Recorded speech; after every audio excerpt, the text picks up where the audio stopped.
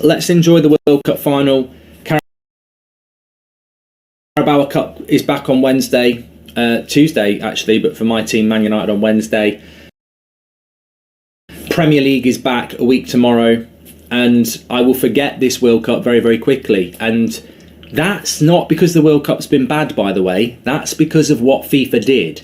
FIFA shoehorned a World Cup right in the middle of a season so that we were playing Premier League games a week before the World Cup started, and we're playing Premier League games a week after the World Cup ends. There's no time to take stock. There's no time to get excited before it, and there's no time to reflect on it afterwards. It's just going to be blink and you miss it. So I think 15 minutes out from the start of this World Cup final, it is important to talk about the World Cup in general, the positives and the negatives. And I want to take some of yours in the chat, so please do get your thoughts in. In relation to who people want to win, 54% want Argentina, 46% want France. It's close, it's close. As I've said, for me, I'm quite on the fence about this one. I don't really mind. DJ says I'll remember the watch-alongs for the rest of my life. But might start to feel a bit Christmassy with the World Cup out of the way. Yeah. Takeaways for me, positives, Messi going to a World Cup final. I think that's a positive. He's one of the greatest players that's ever played the game. So Messi in a World Cup final is a positive. I also think that at times we've had some real glimpses of good football. I think France at times have been good. Brazil at times were good. Logan, thank you very much for the super chat. Really appreciate that, pal. Thank you. And I'm trying to think of anybody else that's really caught my eye at times. There's been a few disappointments. Mexico disappointed me. Denmark disappointed me. Uruguay disappointed me. I think Canada and USA, if they'd had a striker, they could have been, doing what Morocco did. Ultimately, my biggest disappointment of the tournament is not England going out, by the way. I'm old enough now to just enjoy watching football. Obviously, I'm English, I support England, Manchester United fan, but I spend a lot of time on this channel. I'll watch a Champions League final, I'll watch a Champions League quarter final without United in it, and I just enjoy the football. So, from a purely footballing point of view, little bit disappointed. Well, actually, my biggest disappointment of this tournament is Brazil. I really do think that it's almost like, talking of Christmas, it's like expecting a PS5 and getting a PS4.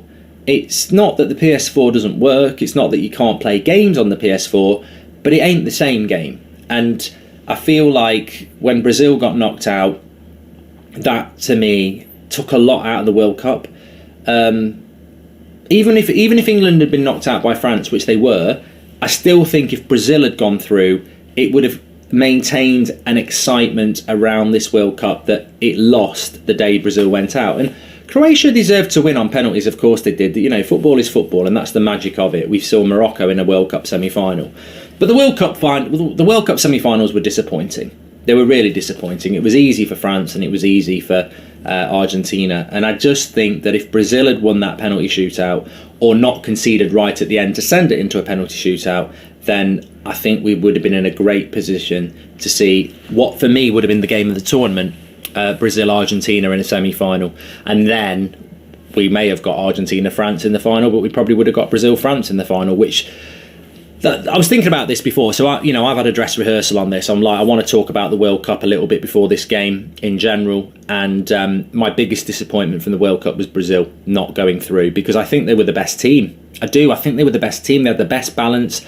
Alisson's world class. Casemiro for me was one of the players of the tournament.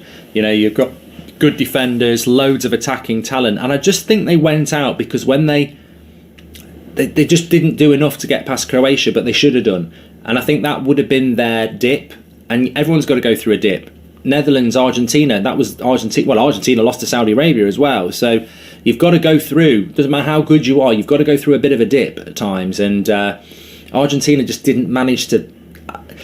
Brazil, I just think they should be... They were probably the best team in the tournament, and they would have played like the best team in the tournament, but it's gone, and that's my biggest disappointment, was that Brazil went out.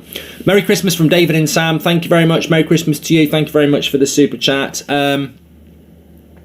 David says Brazil's not the only team in the World Cup. No, it isn't, David, but if you actually opened your ears and stopped being a cynic, I was saying what my biggest disappointment about this World Cup is, and my biggest disappointment was Brazil going out, because I think we were robbed of some genuine excitement in this tournament because of that. Brazil Argentina semi-final would have been, I don't think people realise what that game would have been. It's a derby in international football, and they had loads of fans here. But it is what it is. Zane says, disgraceful Saliba is not starting. That's the problem when you have the French Southgate managing it. If Brazil had Jesus and Martinelli starting, they would have gone to the final. Australia were a big surprise, yes. Winston says, that's a dumb take. If Brazil better, they would have won. We've got those lot in the chat, haven't we? The ones that don't think or listen, just want to type their shit. What are you talking about? It's a dumb take. How can it be a dumb take when I said my biggest disappointment was Brazil going out? It's not nothing to do with whether they should have beat Croatia or not. My biggest disappointment of this World Cup was losing Brazil in the quarterfinals. That's not a dumb take. It's an opinion. You're meant to be typing yours, not talking about whether Brazil deserved to go out or not. I said Croatia deserved to win the game on penalties. They did the business. But my biggest disappointment about this World Cup is Brazil going out. So, that's it. Active listening is a skill, says the racing guy. It really is. Why is England not going out? You're just big and disappointed. Because I expected England to go out. And I'll put my hands up and look, when you're watching, if you're a Liverpool fan and you're watching Liverpool, do you get lost in the emotion or do you analyse everything? I obviously got lost in the emotion, and I lost my internet when Harry Kane missed that penalty. So I watched the England game back last week, and it wasn't a disappointment for England to go out because we deserved to go out. We missed the penalty that would have got us back into the game, but we didn't really do enough to win the game. We played better, but France kept scoring and then just defending. Southgate made ridiculously bad substitutes. I mean, I still to this day will never understand why he's in a job when he brings Mason Mount and Raheem Sterling on, and we need to, we're a goal down. Raheem Sterling has been crap this season, and Marcus Rashford scored you 3 goals, and with 10 minutes to go in a World Cup quarter-final, you bring Raheem Sterling on instead of Marcus Rashford. And we've kept this guy. Like, we've kept a nepotism manager who picks his favourites. And we're all meant to be excited by that. I mean, I expected England to lose, let's just put it that way. And lo and behold, they did. Admittedly, they didn't do it in the fashion I thought they would, but they did lose. Farah says, recency bias. Don't know what you're talking about, mates. We've not been talking about the past. Brazil had a higher XG against Croatia than Argentina. Very unlucky. They weren't unlucky. They just didn't. They just didn't get the job done. Mark's lack of football knowledge has been exposed again, says Mario. Thank you very much for the super chat, pal. Appreciate it. And don't forget, we're sponsored by Sneak. I'm going to have a sip now. Cherry Bomb, delivered to your door. Please use the code SneakBridge, helps the channel out. But sugar-free, low-calorie energy drinks, loads of lovely flavours to try. You can get a starter pack where you get one of these in 9 different sachets, or you can go straight for your 40-serving tubs. You can now get breakfast orange as well, which, if you've ever been on holiday and had the orange juice at hotels that tastes nothing like the orange juice at home, this tastes like that. It's really, really nice. But please use the code SneakBridge, links in the description, or you can scan the QR code next to me. We're getting close to this final. It's 9 minutes away. NRG. Portugal versus France and Argentina versus Brazil would have been fantastic, but just not to be. Yeah, I mean, give me some Sneak, says Logan. Thank you very much for the super chat. Yeah, I look, there's a lot of people who really enjoyed the fact that Croatia knocked Brazil out and Morocco knocked Portugal out. There was a lot of people who really liked that. For me, I think there's a limit to the underdog for my enjoyment. For me, Morocco knocking out Spain was that's enough. I don't need you to do the same thing against Portugal and then make the semi-final a bit boring. And the same for Croatia. I don't think Croatia were anywhere near as good as they were in 2018. So I didn't really need you to beat Brazil as an underdog again, because you just got found out by Argentina. When it gets to the semi-finals, I want 4 teams that can win the tournament. And I think within these semi-finals, there was 2 teams that could win the tournament and 2 teams that were going to play the 3rd and 4th game. And that's exactly what happened. Croatia were a good side, but they were the underdog because they don't have a striker. And I fancied Argentina to win that comfortably, and they did. Croatia had way more possession. Morocco had a lot of possession against France, but they couldn't do anything with it. I think it's going to be very interesting in this final, because it's what you do with that possession that's going to count today. Both these teams have shown that you can give possession up and still win the game on the counter, or on a strong defence.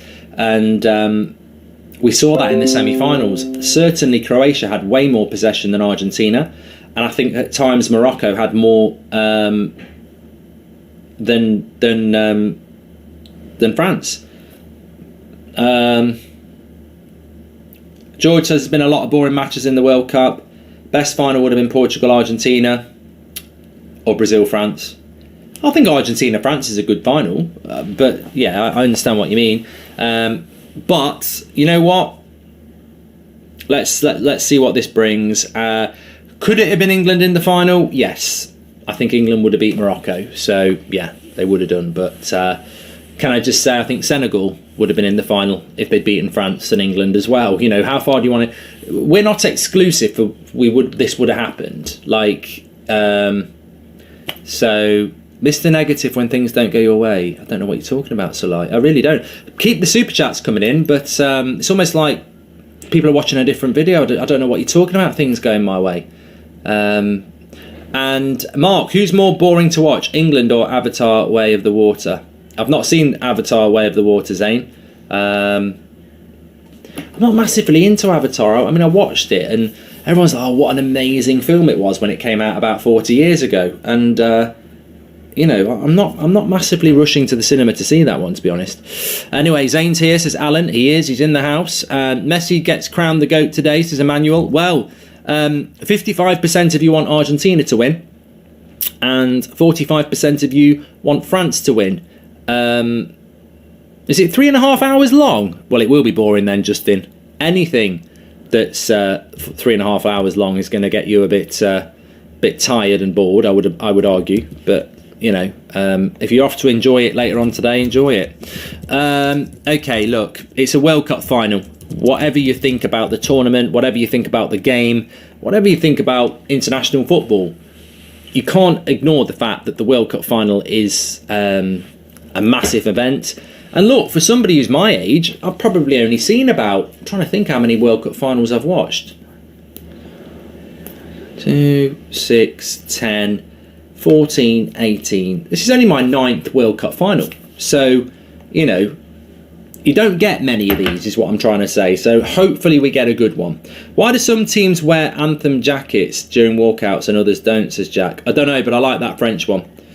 Thank you very much for the super chat, Jack. Please do subscribe to the channel, by the way. If you don't know what That's Football is, it's a channel for everybody. We've done every single World Cup for the watch along, but we also do mainly what we do is our watch alongs are for Champions League, Premier League, football chats, Premier League predictions, previews, all that. So everyone's welcome on here. Doesn't matter who you support. Get involved with the channel. Subscribe, bottom right hand corner. It's free to do that. I have got the timer ready. There's somebody singing in blue.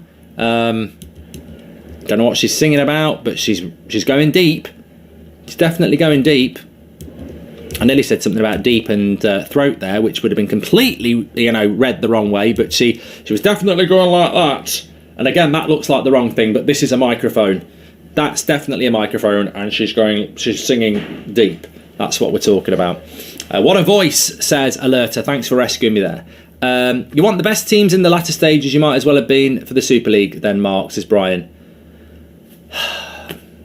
This is that whole thing again, isn't it? When I said that the Dutch, when they win the round of 16 game and they're all dancing, I said I think it's a joke. Somebody said, oh, I don't know how you can say that about somebody who's recovered from cancer. Did I mention the word cancer? And then we've had someone in the chat there that because I don't want to see underdogs in the semi-final of this World Cup, that means I'm pro Super League. This is the world we live in. I find it hilarious how you can say one thing and then somebody else will turn it into you've said something else. And yet there's videos of me reacting to the Super League saying it's a disgrace. Are you going to do it any EFL Cup games, says Lee? Don't normally do it at EFL, although I must admit I was out on Friday night in the old Masons in Solihull, and They had Birmingham Reading on, and it was a good watch. Good watch.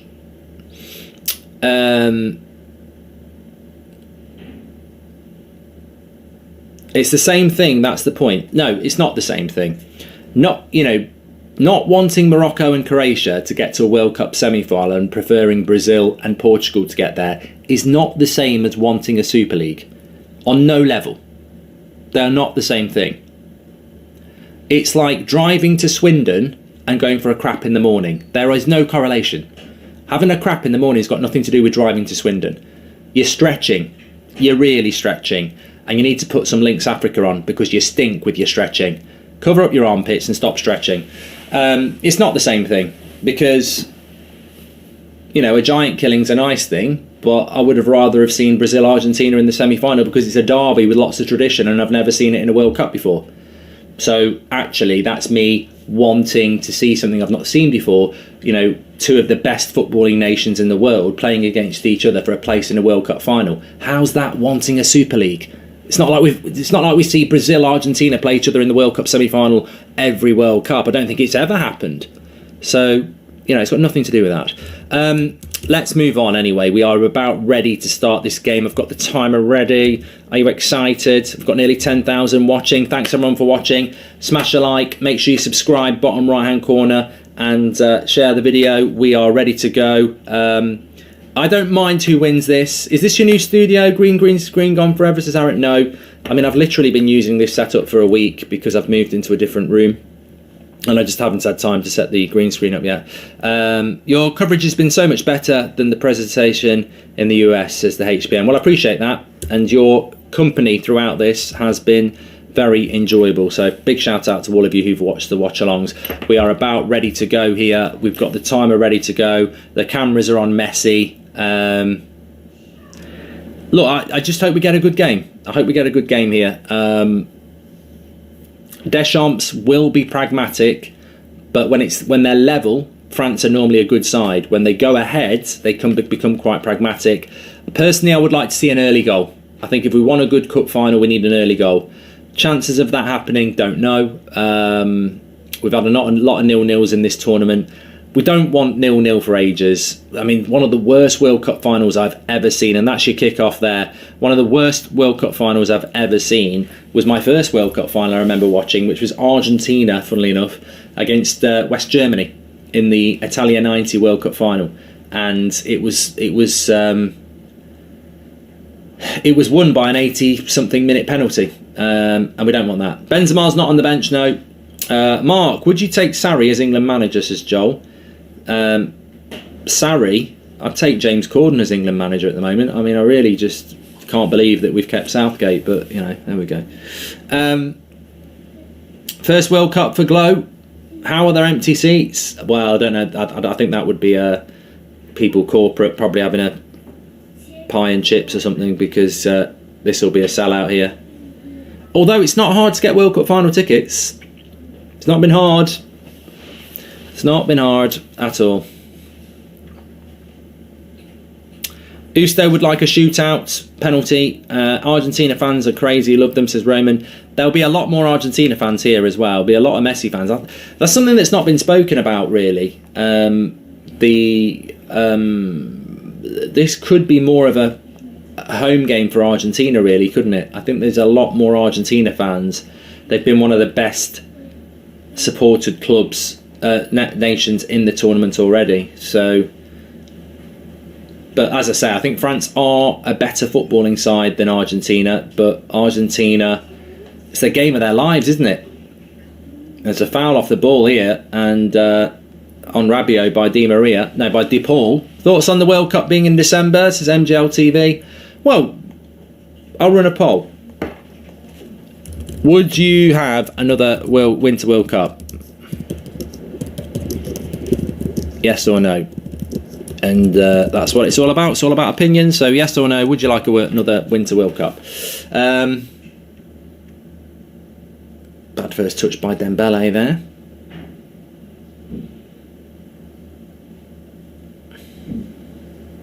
There's Messi on the ball for the first time, and it's a decent pass.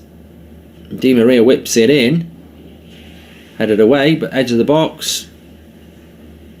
Into Messi. Little dinky header. And keeper does well.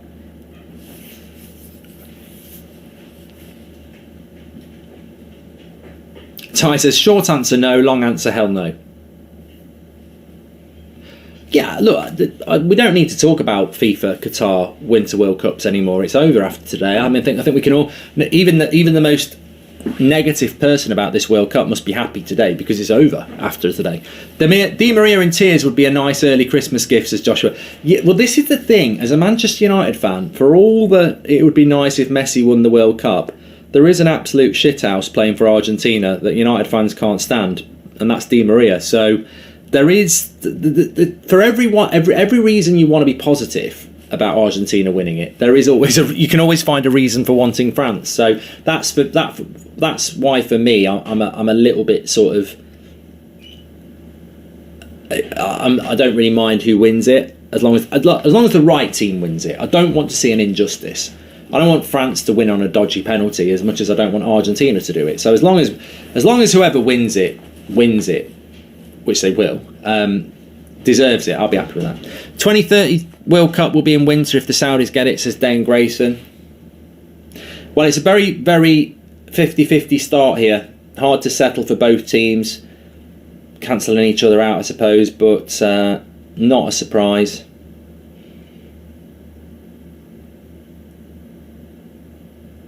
And Argentina have actually started off a little bit better here. Ref's going to be part of the Messi fan club, says Manchester United 84. Yeah, we need a really goal. We need a goal first, Rixa. We need a fast goal, Rixa. Yeah, and it doesn't matter who gets it. It's not like with like a Morocco, or if they score first like they did against Portugal, they're going to quite rightly defend what they've got. I don't think either of these teams are.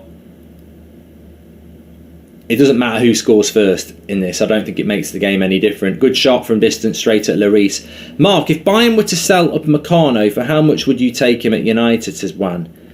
I wouldn't take Upamecano at United, to be honest. I'd have took him a couple of years ago, but I wouldn't take him anymore. I think there's better options out there. I'm not saying he's bad, but Chiri says that the ref looks like a jacked version of Kalina. Let's hope he's performs like Kalina, because he was a very good referee.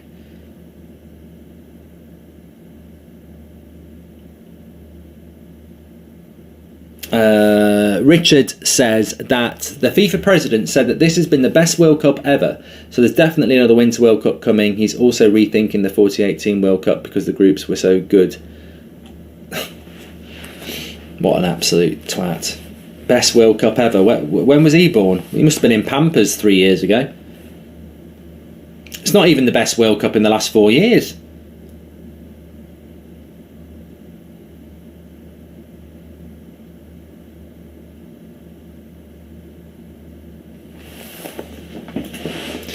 Then again, it probably is the best World Cup you've ever seen when you're earning the money he's probably earned.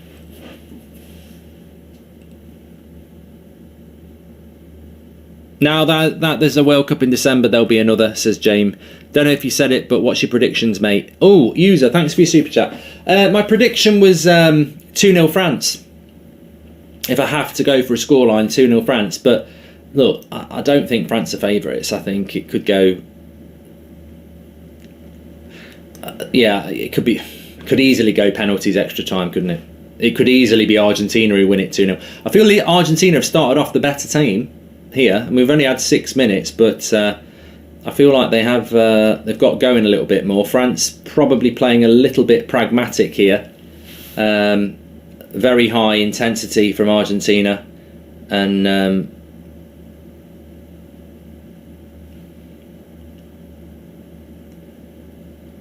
France probably just feeling their way in a bit here. There's been a marked change in France's approach since they've got to the quarterfinals as well. I don't care who wins this, as long as never have to hear Lee Dixon creaming himself over Messi again. Oh, it's like he's got a third telescope leg, says Nicholas. Nice ball by Messi here. Koundé's got to get there, doesn't. But they have got the recovery pace. Not loads of pace in that Argentinian side. I think you've got Alvarez and whatever Messi and Di Maria have got left. But other than that, they're not really, pacey. Certainly haven't got an Mbappe or a Dembele.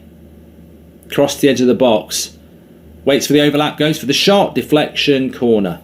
Argentina starting off the better team here, definitely.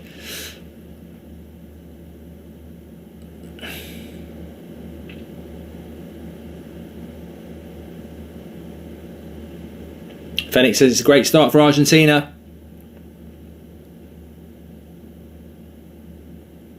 Al says, why are France so sloppy? I felt that the way... Look, I've said this so many times and bored of it myself, but I would never normally want France to do well. I don't normally like France, but I thought in the group stage they played some of the best football with Brazil.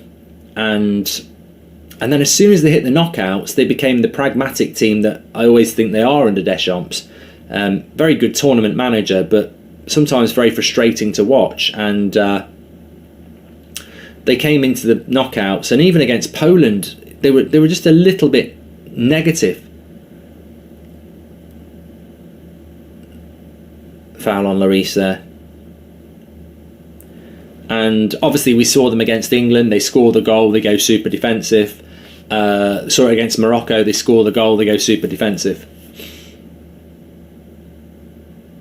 Lloris has just gone down injured here. If anything, the referee seems to be wanting to let things go in this final. Romero into the stomach of his teammate Lloris there.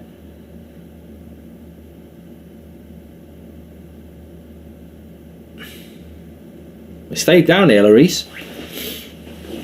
If this match goes to penalties, which team do you give an edge, says Narish? Probably Argentina, because they played a penalty shootout. France have gone all the way to the final and not had to play a penalty shootout, which is odd, really. You normally do. Tell you what, I think that might have hurt Lloris. Elbow right in the midriff.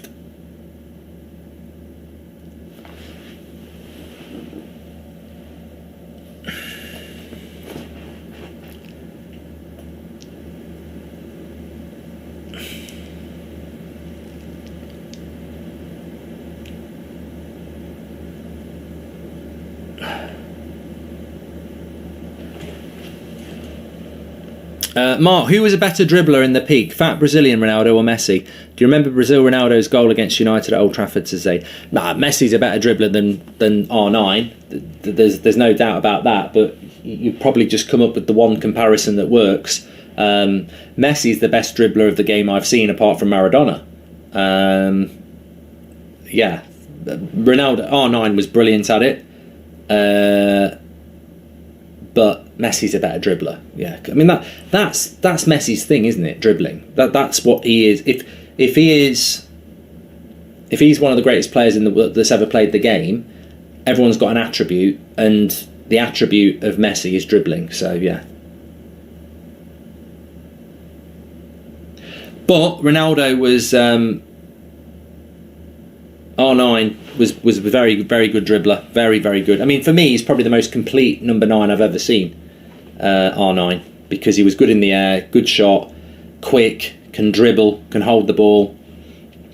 Yeah, it's a shame he again, and it's a little bit like Van Basten again. You know, a player that had a very, very good career, and no doubt is one of the best strikers that's played the game, but also got hindered by injury. It's a shame.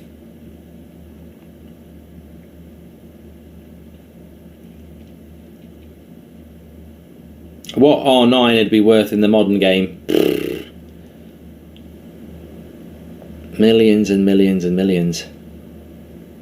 But we've got 11 minutes here. Obviously, a little bit of that was Lloris getting injured, but it's certainly Argentina at the moment. And I don't know, France just playing within themselves again. We've seen this against England and Morocco. They've just seemed to have turned a switch, really. And Argentina have started off very well, and France are just very tentative.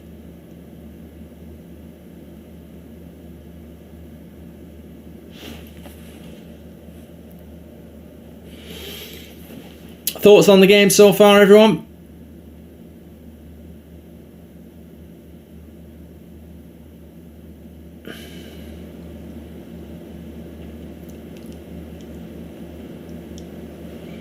Moha says Argentina are going to win. And J17 Legacy says Argentina need a goal now because they won't be able to play this for 90 minutes. I think you're right. I think Argentina have started off with the intent to go at France in the first 20 minutes, and maybe France have started off with a little bit more pragmatism. Favourite Radiohead song, Mark, says Martin. Let Down. Love it. Here anyway, here's France. Dembele, nice little ball out wide. Hernandez has got a lot of space. It should have put the cross in. Giroud was there. Should have put the cross in there. Mbappe, nice ball back. Rabiot, and keeper's out quick. Thanks for the super chat, Abraham. He says, Mark, if Messi wins the World Cup, will the Messi and Ronaldo debate be over? No, I think the whole Messi and Ronaldo debate will never be over. Look, I'm a Ronaldo fan, but I'm a Ronaldo and Messi fan. I mean, we're privileged to have had two players play at the same time. The debate is over at the moment because Ronaldo is nowhere near the player he was, and Messi is still able to do it. Now, is that down to age? You look at Ronaldo at 35 and a half, and he was still doing the business. Messi is not just about to be 38, he's still 35. So the debate is over for now and probably forever because Messi is just better than Ronaldo now. The Messi-Ronaldo debate in their prime, I think, will always rage on. It's you know what it reminds me of? It reminds me of the whole Gerrard, Lampard, Scholes debate. That never stops even now. So I don't think the Messi and the Messi Ronaldo. I mean, the Gerrard, Lampard, Scholes debate is a wish version of Messi Ronaldo. So Messi Ronaldo is never going to stop. But it just depends what you're talking about. Are you talking about prime Messi Ronaldo, or are you talking about now Messi Ronaldo? If you're talking about now Messi Ronaldo, then Messi's won the debate. If you're talking about in their prime, well, that debate's been raging for what feels like ever, and that will never stop. But right now, Messi's the better player. Anyone knows that. Ronaldo's had a stinker since May, and that could be because he's about to be 38, and you know his game has just fell apart because of age, which even he would admit was going to happen at some point. I want to sell my monetized channel. Anybody want to buy? Please message me on WhatsApp. Says NP6 Gaming. Love from India. Okay.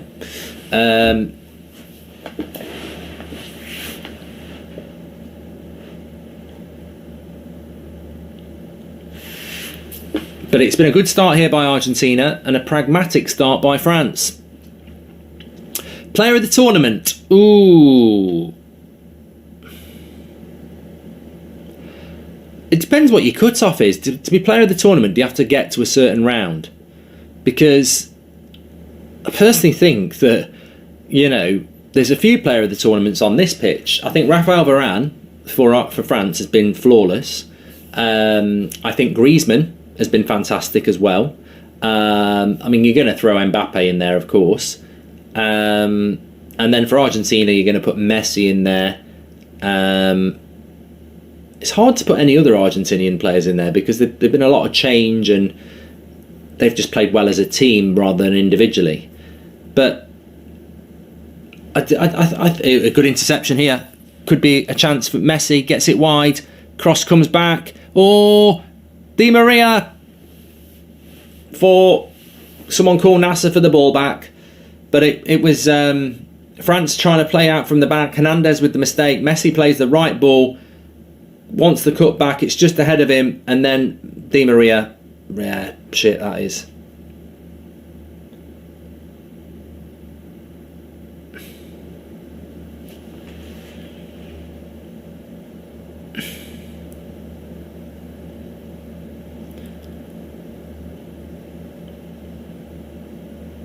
The snake. But, you know, player of the tournament for me, if you think about it, if you get to the quarterfinals, you play 5 games. If you get to the final, you play 7. I think Casemiro for Brazil was superb. It's not his fault they went out. I thought Casemiro was brilliant. I think that there's a few, you know, Modric was brilliant as well. Vardiel was very good. Yeah, there's been a few. Amrabat, yeah. I thought Ziyech played quite well.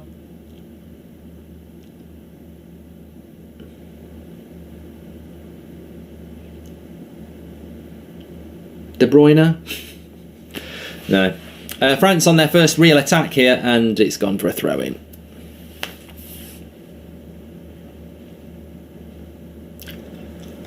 Griezmann's had a very good tournament. I wouldn't be in a rush to sign him.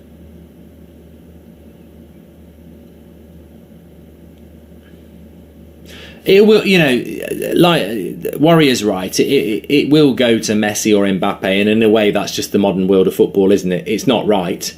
I don't think that's got to be a yellow card this time. Surely he's gonna give a yellow card, is he? No. This ref don't want to give out yellow cards. Mark, I'm starting an F1 YouTube channel. Do you have advice? Says VSOP. Just be you. Do your own voice. Be yourself, mate. Have you watched Avatar 2, Mark? Says Spencer. No, I'm not really in a massive rush. The goalie Bono was good. He was, Brian. He's very good.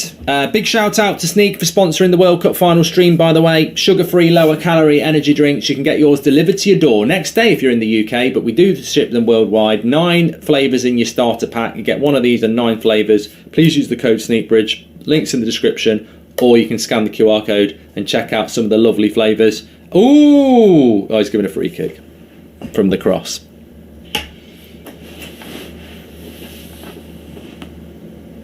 Frizzy says Maguire was good.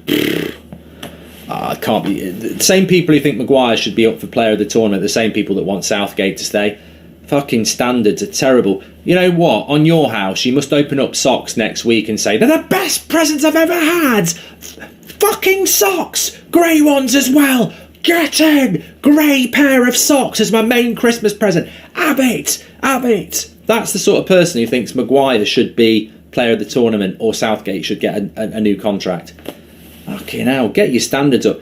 How's Maguire in player of the tournament? I've just told you 2 centre-backs that were miles better than him. Varane and Vardiel. And there are others. Of course, I must just add a disclaimer. Some people won't even get socks this Christmas. They won't, they won't.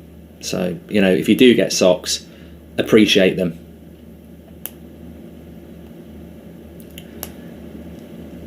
There's nothing wrong with socks, but as long as they're not off the market, I got some before. Bloody socks off the market with Ralph Lauren on. They're Ralph Lauren socks, and you open them up and then it looks like a bloody Lego man riding a sheep. It's not Ralph Lauren. And the socks, I wouldn't even mind that if the socks were comfortable, but you put the socks on for the first time and you're as you pull them up, your heel goes through them. I like good socks. Nothing beats them, but shit ones. Di Maria, good bit of skill by Di Maria, into the box, takes a tumble. He's giving a penalty. Now, he's giving a penalty. Now, many of you were worried that this might be the sort of thing that happens in this tournament. Let me watch.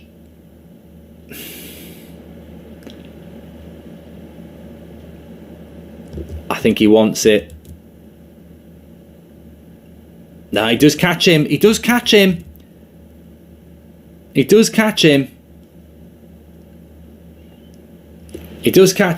think a player of the tournament is Livakovic. Croatia says Narish. 48% of you would like to see another World Cup after 14,000 votes. It just shows you there should be another Winter World Cup. There should be one, because 50% of you would like to see another one. Who's voting for that? But that's democracy. You can't. Brexit is Brexit. We all had to accept it. Penalty. Did I think it was a penalty? He does clip him. If that happens to Harry Kane, we're all going mad. Messi. How many goals has Messi got if he scores? Because I did tip him for Golden Boot. We wanted an early goal anyway. I think it was a penalty from what I've seen. He clips him and it's stupid by Dembele. Messi makes it 1-0. Argentina take the lead in the World Cup with a goal by Lionel Messi. People are saying it's fixed and it's rigged, but it's 1-0, and he's got 6 goals in this World Cup, which means he's now the Golden Boot winner. Who predicted Messi to win the Golden Boot before the tournament? Go back to that video and clip it. It's going viral tonight. Messi is Golden Boot winner at the moment. Lovely penalty. Just sent the keeper the wrong way, tapped it in, and to be fair, if Lloris went the right way, he probably saves that, but Messi's done him with the eyes, hasn't he? He's waited, and lovely penalty. JP, thanks for the super chat there. 50-50 on the penalty at the moment. 50-50 on the penalty. I think it's a soft penalty. No doubt it's soft, but Dembele clips him for me. How many penalties has Messi scored in this tournament? Is it 3 or 4?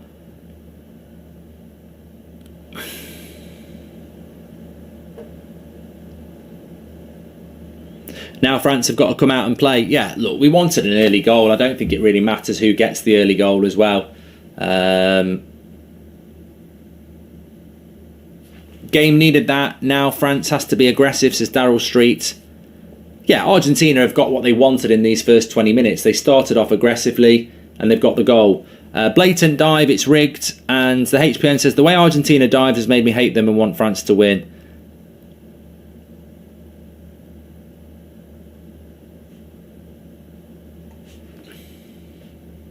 Argentina have started off the best side. No doubt about that. I think for the good of the game, it's great. We needed an early goal, and we've got one. The debate's still raging on in the chat about whether it was a penalty or not. Please do subscribe to the channel, by the way. Bottom right-hand corner to do it. Get involved with That's Football. Do lots of watch-alongs on here, and it's raging in the chat at the moment. I can see the word rigged. My feeling is he definitely clips him, so, you know. I mean, it's nowhere near as bad as the penalty that they got for the Chesney thing. I mean, that's one of the worst penalties I've ever seen in any World Cup. He's got 6 goals and 5 penalties in this World Cup. Fucking hell, that's a lot. I mean, that is a lot of penalties to have in one World Cup. 5?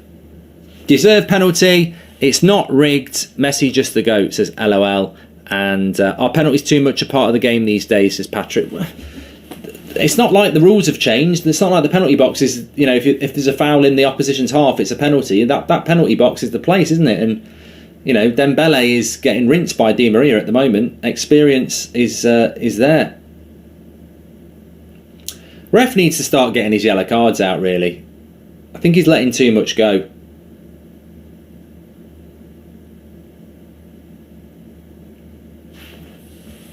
Which sounds odd for me, but I think he's letting too much go. I think Argentina know that they can foul outside the box and they're not going to get booked. If that foul was on our team that we'd support, we'd say it's a penalty. Dembele clearly clipped him from the back, so it's a pen, soft or not. I agree with you, Rebel. I do. I mean, that's why I haven't reacted badly to it, because, you know, I waited to see it, and then I think it is a penalty. It might be soft, whatever you think, but I think it is a penalty. Di Maria is the biggest diving snake in the game, says Erkan. Golden Boot should exclude penalties. Refs need to be better, says Brian. Oh, Harry Kane won it last time, didn't he, because of penalties? Oh my God. Have you seen Fernandes go down there? Enzo Fernandes. Clutching this side of his face when he gets connected on the back of his shoulder. Disgusting. Ref needs to get control. He's losing control. Ref's losing this game. Ow! Fuck off, you bastard! Oh, God! Right on the bastard bloody bone wanker. Get control! Ref, that's a red! That's a red! Get control! Fucking... Oh, right on the corner. Breathe.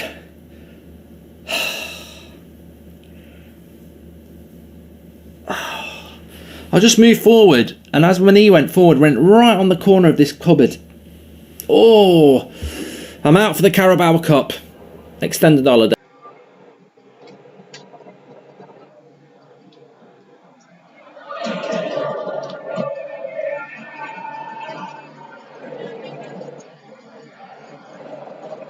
Antoine Griezmann, again, one of the players of the tournament, in charge of a dead ball for France. Omnipresent. And mightily gifted. He'll get another go. A few little subplots developing on the edge of the penalty area. Yeah, I've just got to keep his eyes peeled in those situations.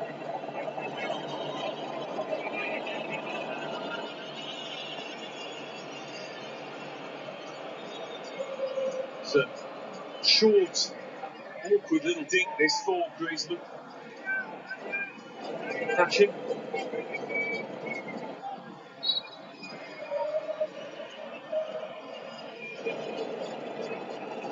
In by Griezmann towards Giroud. Out by Romero. Chased up by Hernandez. A pretty hefty collision and an urgent signal from the referee that medical attention is required. Hernandez and Messi. Hernandez put it in the stomach with Messi, caught it with his head. That's why there was the urgency from the bench. Okay.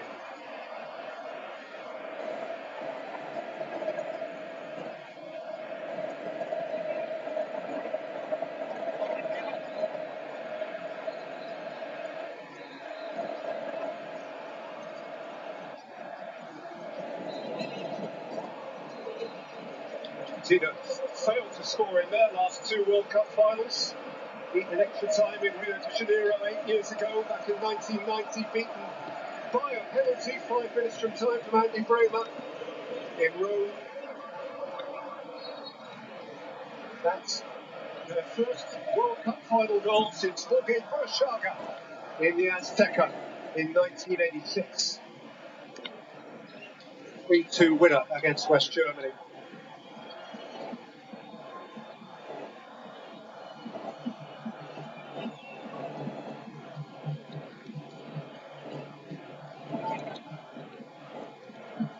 Fernandez. Messi has drifted wide. What's the back?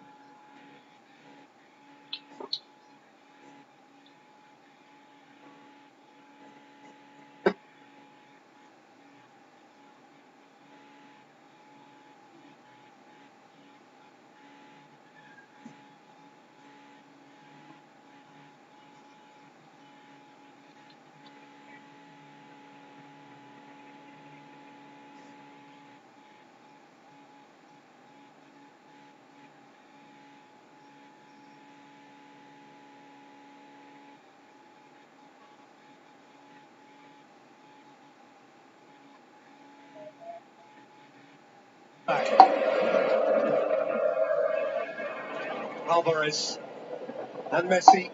Once more, Di Maria is wide. Messi picks his way through the middle. McAllister.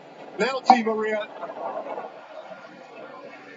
Slightly clubbed it, unusually. Yeah, he did.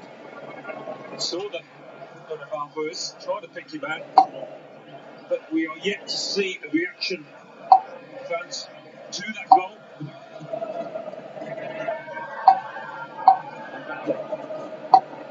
But he helped when he needed it. All the facets to France's game that makes them good are just not there. Yeah, Tchouaméni's not getting on the ball. Not seen anything from Antoine Griezmann with or without.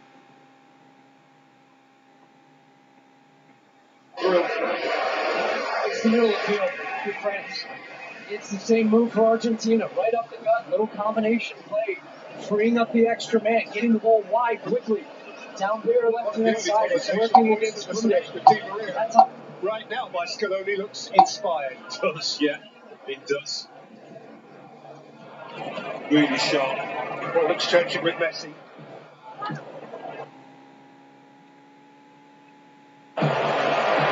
And Messi again.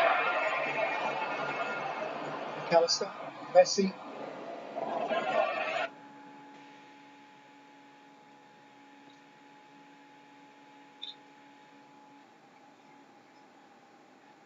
answer. Fernandes. Master Alvarez. Tried wildly. They just look inspired though, Argentina. A bit between the teeth. So sharp.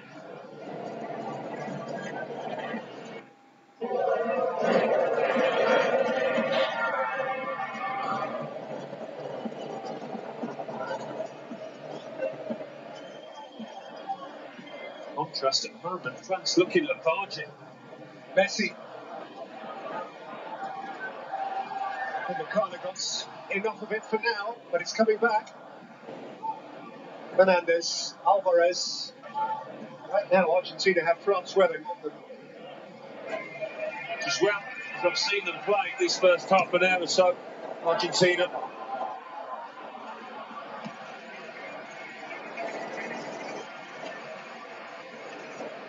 Was a good tackle.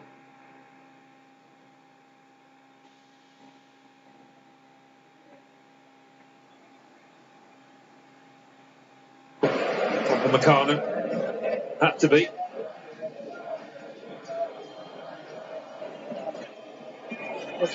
Recalling too that he gave them the lead from the penalty spot when first they played on this ground back on the 22nd of November against Saudi Arabia. And we all recall what happened thereafter.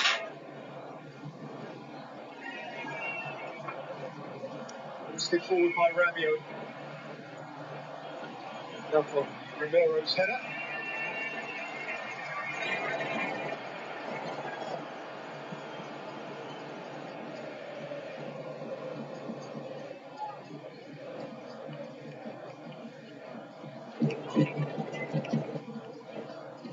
Nine of the last 10 teams to score first in the World Cup final have gone on to win it. The exception, France, who were one up courtesy of a Zidane penalty in Berlin in 2006. You may recall Zidane didn't complete that game. In this game, France have yet to have an attempt on goal. Just not got going, and they're struggling to get a foot on the ball to find any rhythm at all. Messi. Pass. Di Maria. Messi. Scratched out by Koundé. So Fernandes. He's been one of the unsung stars of this tournament for sure. Yeah, very young, but more than willing to take responsibility.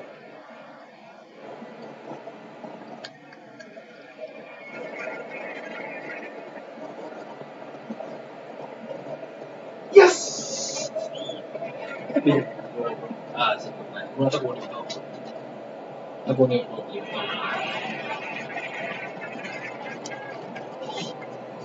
Luke.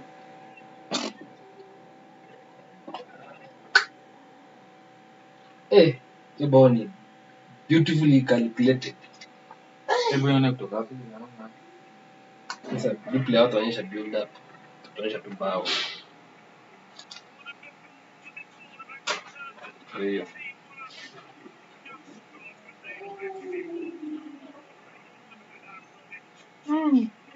One touch, hakuna kuonyesha ball.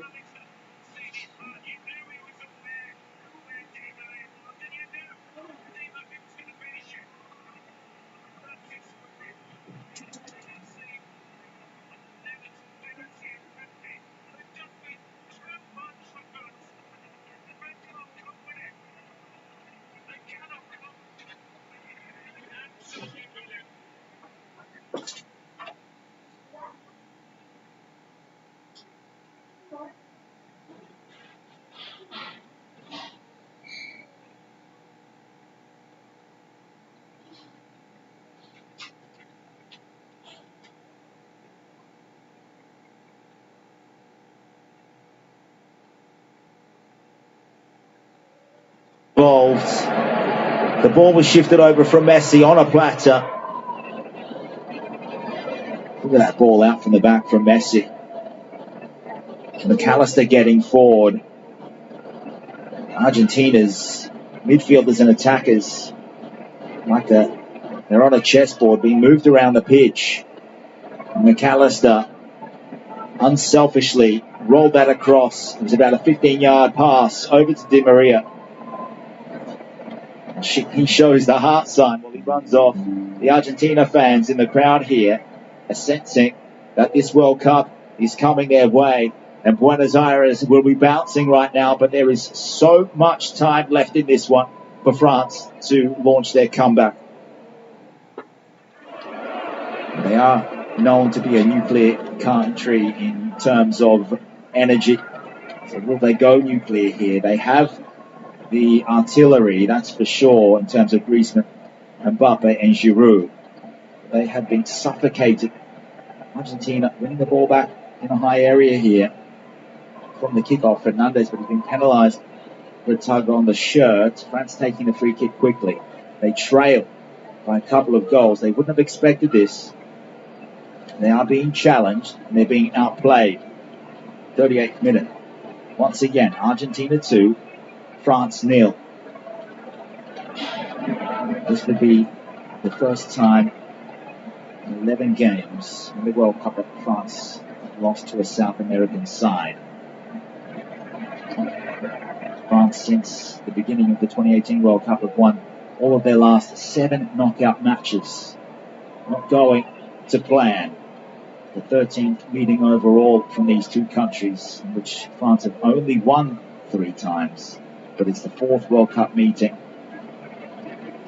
The previous 3, Argentina won 2 of those, France the other, and that win for France was the 4-3 win in 2018, where Griezmann scored from the spot, Havard scored, and Mbappe got a brace.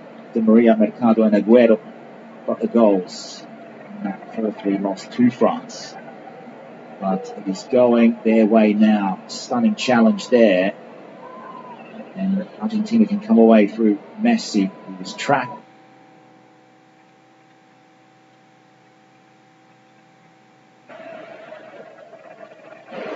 Killed him in field, France. The overloads. Messi dropping in. Quality in the running pass. France just cannot progress. De Paul almost toying with a third shot now. Argentina teasing them. And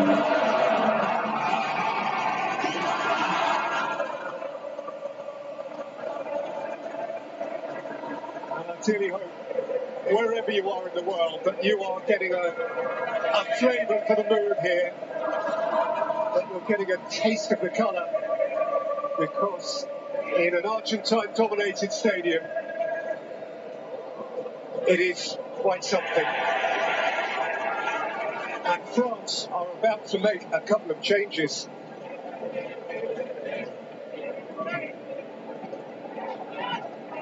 That is the extent of the emergency.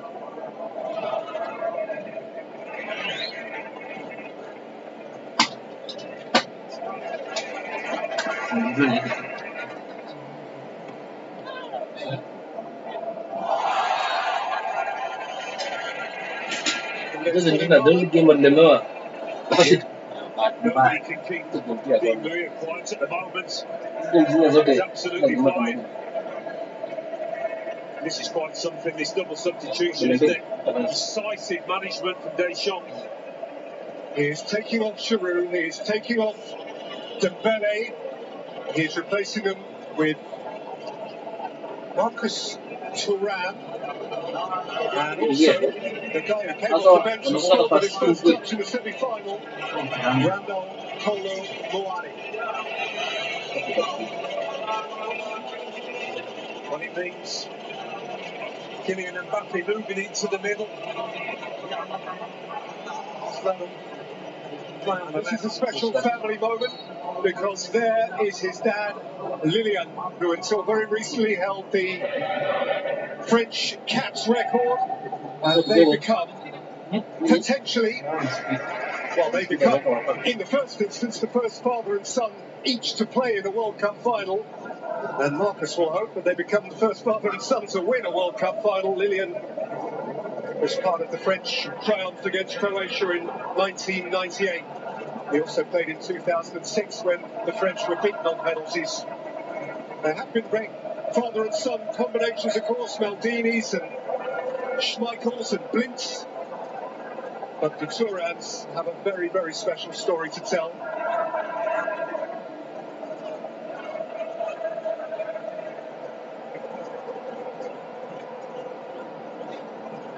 They need a bit more aggression, but they've got to be smart about it. Brother Moani scored with his first touch, didn't he? Against Morocco. Thuram did well when he came on in that match on the left. They had to change it, really. I didn't expect it to happen in the first half. Fernandez, what a wonderful ball. And here's Di Maria. And they stayed with him. Kolumuani is caught on it. And Fico can't get there.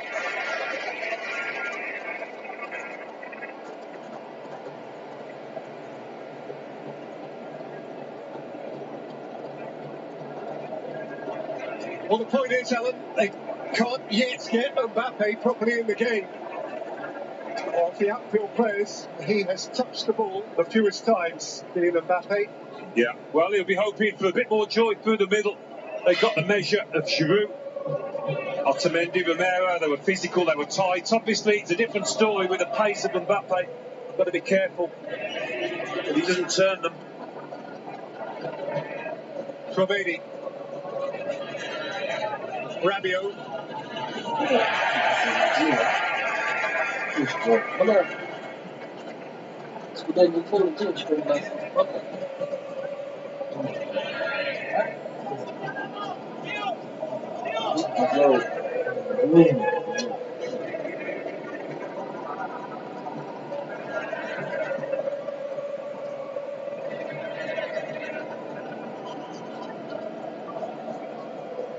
You have to give credit to Scaloni, the Argentina coach, for the way he set up his team. But even he wouldn't have thought France would be as passive as they have been.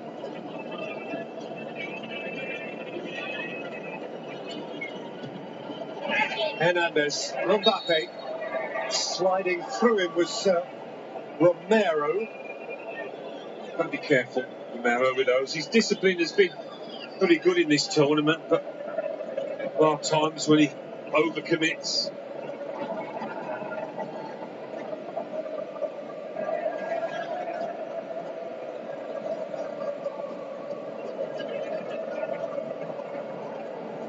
Koundé.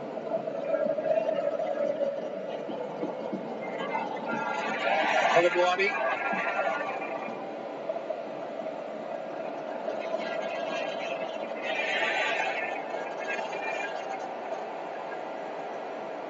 Hernandez, one by Rabiot.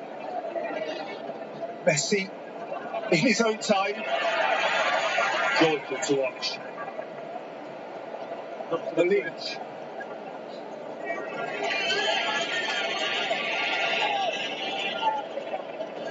Seven minutes added on at the end of the first half.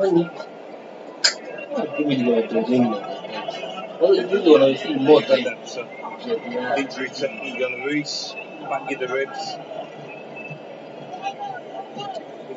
Deschamps will want to be desperate to get his players in that dressing room. Maybe some strong words said. Italian Fico's ball forward. Di Maria felt he was unreasonably balked by Jules Koundé. He was happy enough.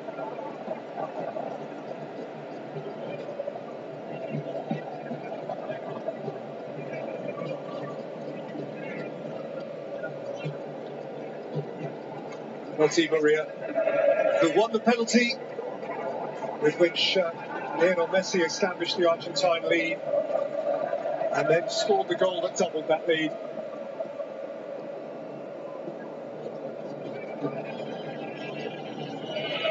Pinch him, he's dreaming. Here's Hernandez.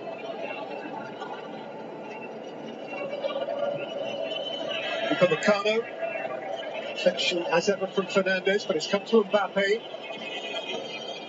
Thuram. Wrong defense. You just made a good play. I think first and foremost, France have got to start scrapping and winning those kind of loose balls. Stud showing, that's why it goes against Fernandes. I think they realised, the French, that first and foremost, try and win your individual battles. Take it from there. Then you can start trying to play a bit of football.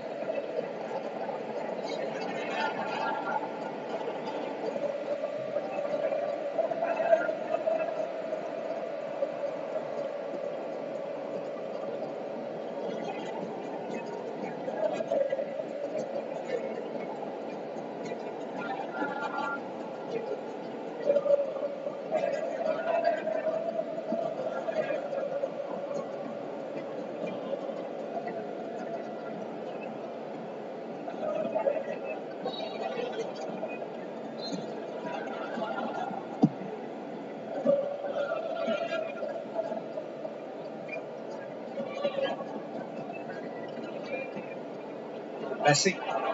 Alvarez after it, Varane away.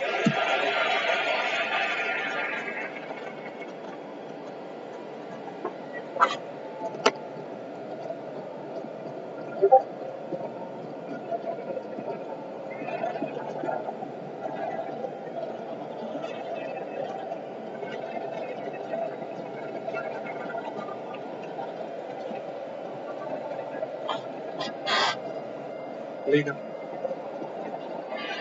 Taken away by Rabiot. That's a roll by Mbappe, but read without fuss by Romero.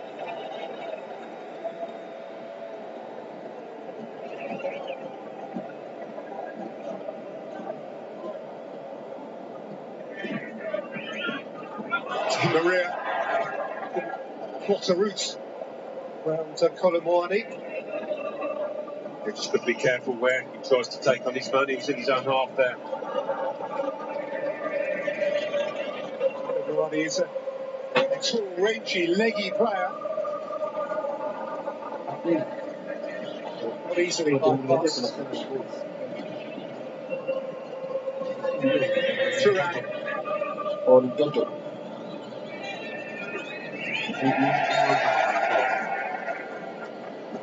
Yeah, we've got in the fight.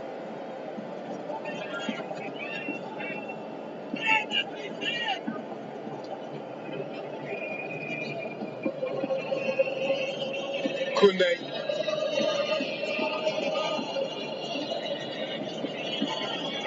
Varane.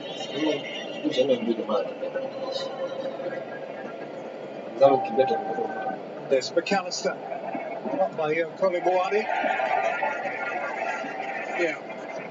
Subs have made a little bit of a difference for their shots team.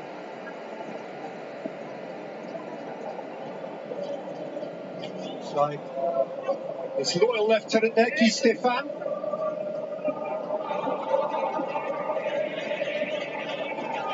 French strategic pair who've had many, many more good days than bad.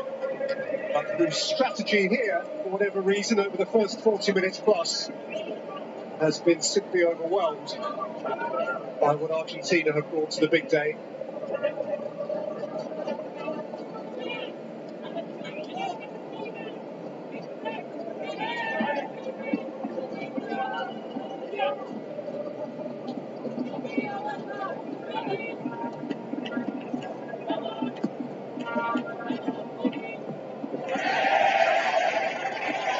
And now they have something to cling to. Yeah, it's been the complete performance, first 45 from Argentina. The fluidity of the play with the ball, it's been the best yet in this tournament from them. Before it was in glimpses, little snatches, Messi bringing things alive. Excellent team performance right through this side.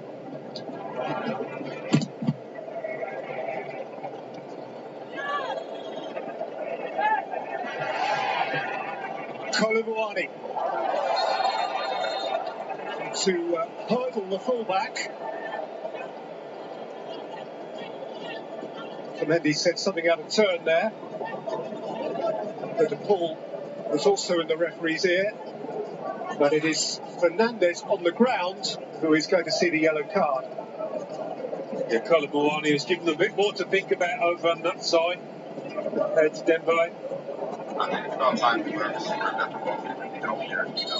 Well, now these are going to be borrowed seconds at the end of the first half, during which, once Fernandez has digested that yellow card, which on the face of it is finding pretty indigestible. He's just trying to waste time now, actually. But I think he did a whole lot wrong. These are borrowed seconds, during which Scaloni will feel anxiety.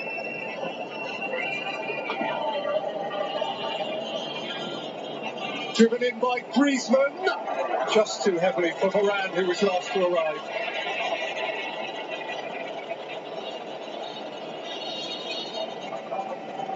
Half time, and Argentina have a hand on it. They have the players who have played. Messi is one of them. He converted a penalty midway through the half after Dembele fouled Di Maria. And Di Maria himself finished the most sumptuous team move to double that advantage on 36 minutes. And Argentina are halfway there at half-time in the 2022 World Cup final. It is Argentina 2, France 0.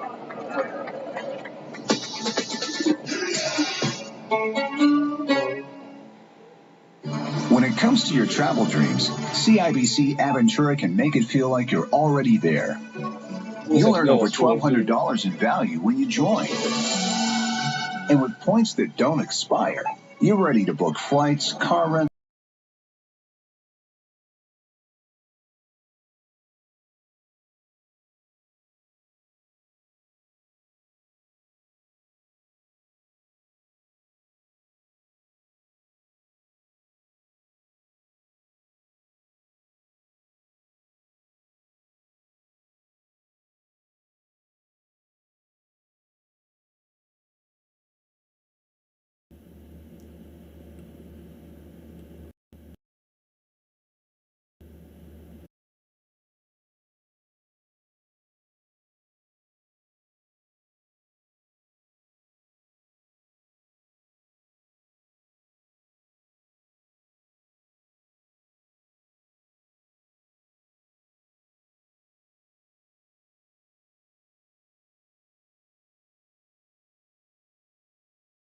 This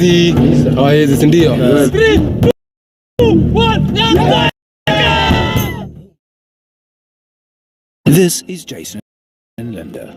To air in flight, no ink to print their tickets. That calls for Epson EcoTank. Say goodbye to expensive cartridges. Just fill and chill. I get it. Game scripted, says Antonio. Literally every team has had dodgy calls in their favour. Love how people are nitpicking the Argentine ones to further their agendas.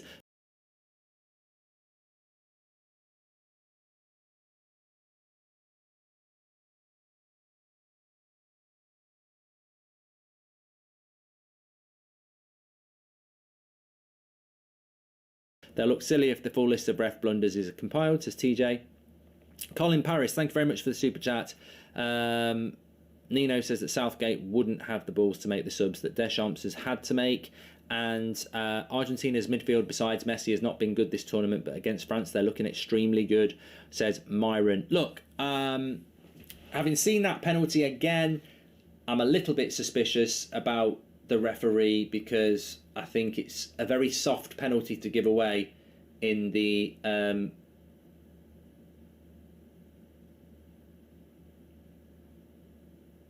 World Cup final. But the second goal is fantastic by Argentina.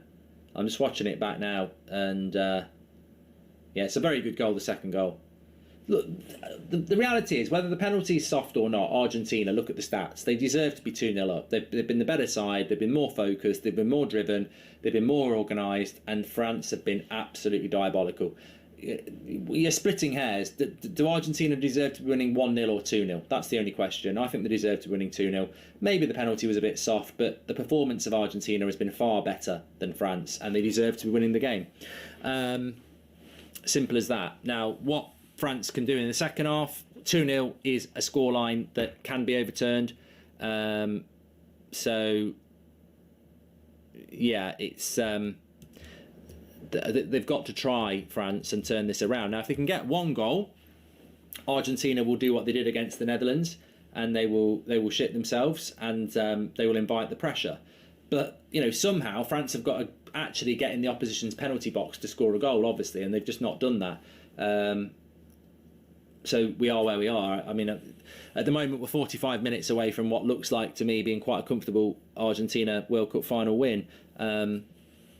And Lionel Messi will win the World Cup, and everyone will get what they want, which is, I want it. I want to see Lionel Messi win a World Cup. I mean, he's one of the world's greatest ever players. So, you know, you want to see it, and I think we are going to see it, because unless France come out completely different in the second half, yeah, it's looking highly likely. But the funny thing is, I think Messi's been very good in this game, but it's actually Di Maria that's been the best player on the pitch. For me, that's where we're at the moment.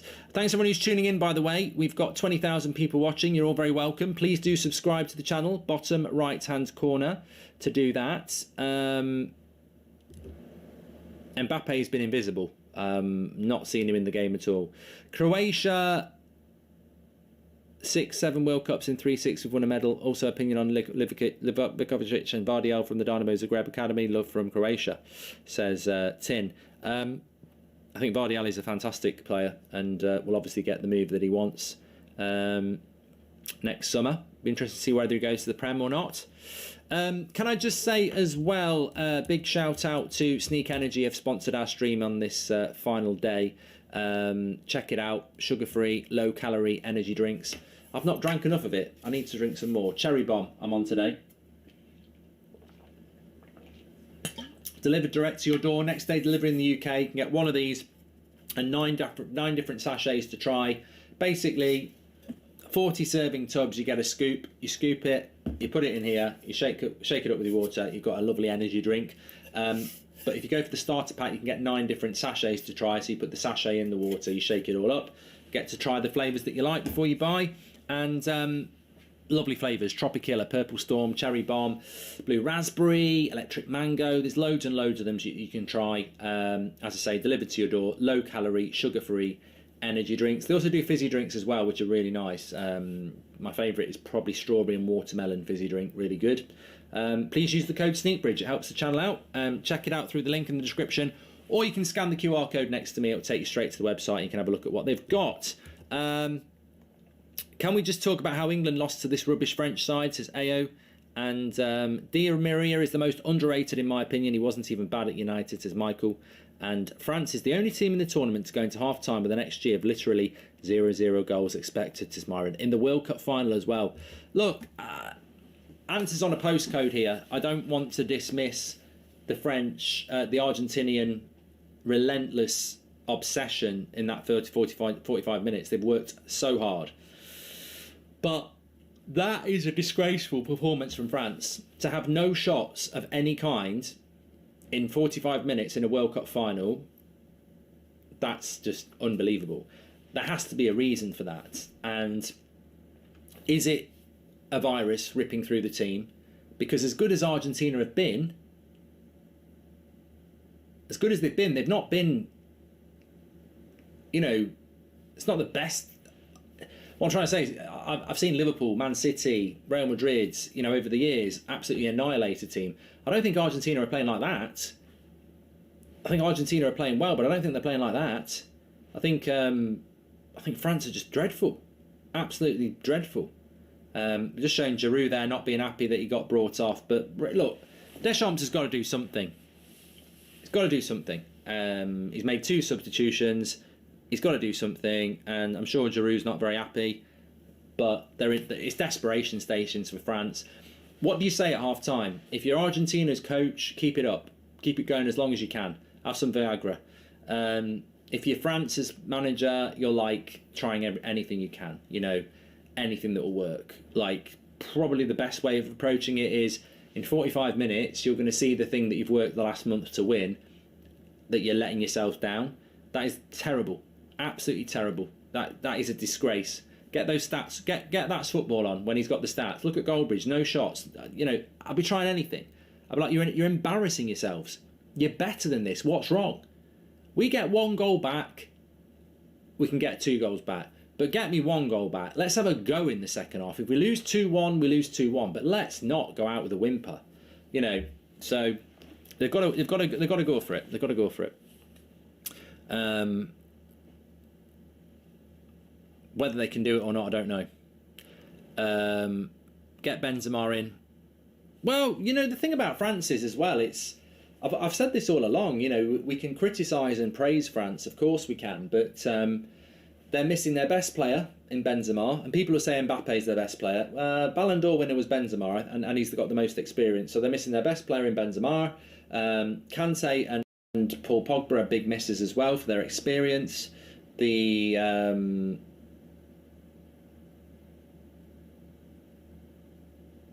else is there as well? And Kunku could have been quite useful in a game like this. So they're missing some players. But they haven't missed players to this point. You can't get into a World Cup final and then start talking about missing Benzema. Like they're in this position now, and they should be performing better. No two ways about it. Mark, do you think Ten Hag will replace Varane with Maguire for the rest of the season, says Zane? He'd be an idiot if he does. Better team are winning. How can it be rigged, says Red Dev. Thanks for the super chats, by the way. Please do subscribe to the channel, bottom right hand corner. I don't know what we're doing on subscribers, but That's Football is the place to be for you and me.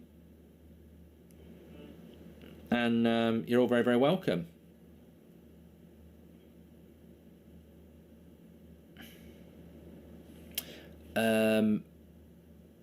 Need the Goldbridge team talk in the dressing room.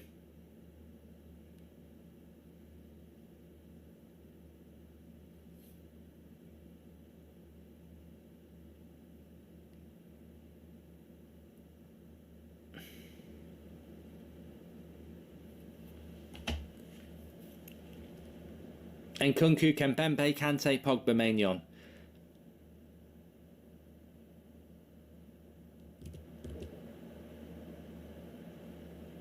Midfield's been dominated, yeah. A lot of people talking about it. Midfield has been dominated. Rabiot's been the old Rabiot tonight. Tchouameni's probably played with a little bit of inexperience. You know what's worse than this French performance? England keeping Southgate, says Yusuf. Will you be happy when the World Cup's over, Mark? I wouldn't say I'd be happy. I mean, look, I think people think I'm against this World Cup. I've just been honest. I think it's not been as good as some people think it is. I think you know, for how many games have we played in this World Cup? Is it 60 something? I mean, how many games have we actually had that's been good? I can think of 5. It's not been a great World Cup. It's been at a weird time, and I look forward to the next World Cup when it's back where it should be in the summer, where you can have and it's not actually just about the winter. Can I just say this? My big problem with this World Cup is that the Premier League should finish, or La Liga, or the Argentinian League. It should finish, and then there should be 3 weeks before the World Cup starts, where you can have friendlies and build it up, and then after the World Cup, there should be, 3 or 4 weeks before everyone comes back for Premier League football as well, because it's shoehorned in. It's like the build-up to the World Cup false, and straight after the World Cup we're going to go straight back into domestic football. I think the World Cup should be respected. There should be a build-up period, and there should be a reflection period, and we've been deprived of that as well. Anyway, look, second half's about to start. The last 45 minutes of this World Cup, is it going to go the way this World Cup's gone, really, at times, where it's just been a bit, lacking in entertainment, and or are we going to get a France comeback and we can finish this World Cup with a real high?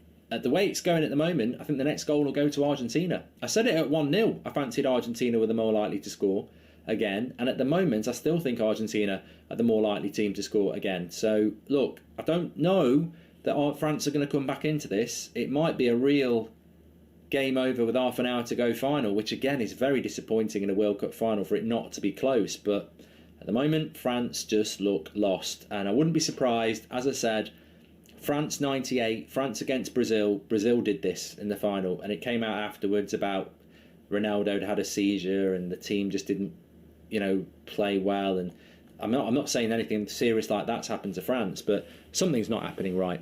Good day, Mark. Thanks to you and the crew for helping make this an unforgettable World Cup for me. Dead set legends. Thank you, everybody, for watching all the watch-alongs, by the way. You are fantastic. And that's Manu in Melb.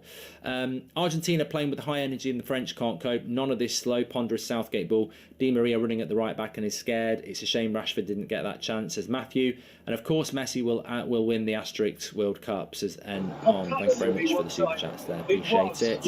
Argentina are up and hear what Deschamps said. The midfield is key. At times Argentina just dominated it. They had an extra man or two fans to get back into this game. They've got to find an answer to that. They've got to compete better in the middle ground.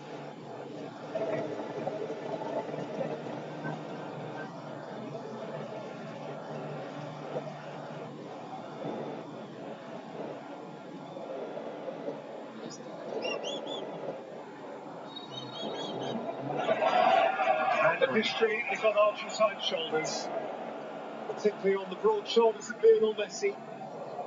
Established the lead, came up with a sumptuous touch in the lead up to the moment when Angel Di Maria made it 2. It would be perhaps remiss of us not to enter the second half without referring, at least in passing, to our knowledge that there has been sickness in the French camp this week, and quite a lot of it. But here is Alvarez and De Paul. Alvarez, Fernandez, and out came Lloris, promptly and necessarily. No, I think it's fair to mention that the virus, because they have looked so lethargic, France. So far behind Argentina in their reactions. Look at that. That might well be a reason for them coming so far behind their opponents tonight so far. And have to go in the goal down. You didn't see any reactions, did you? That might be a point up now. France have been pale, and perhaps that is how genuinely they feel.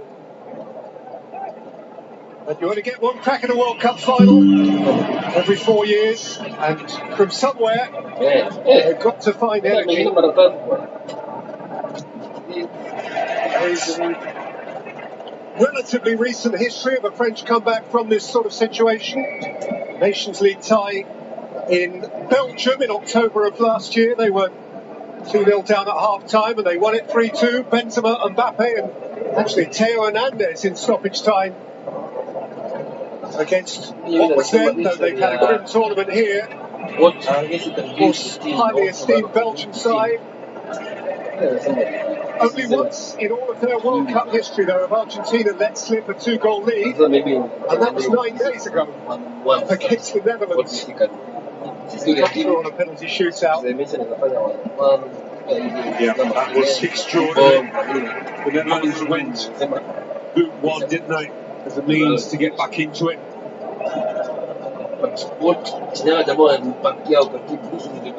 They're shot with a problem and a half. 103 caps as a player. This is 139 games as a coach. The 242nd time he has gone into battle for France. Nobody can say that he doesn't and hasn't done all he can do on behalf of his nation.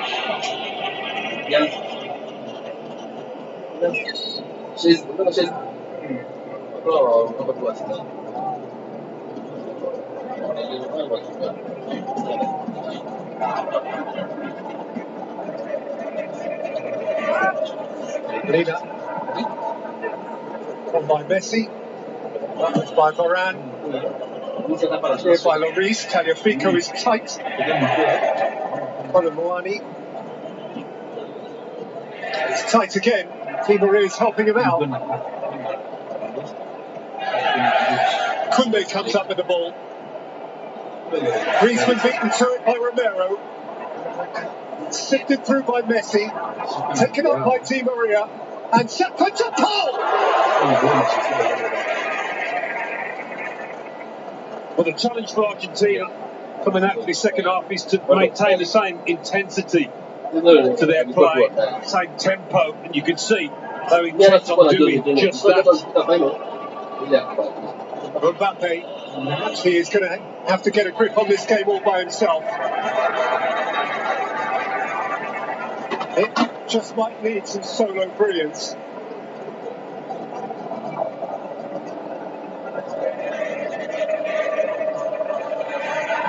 Molina. Cano lengthens his stride.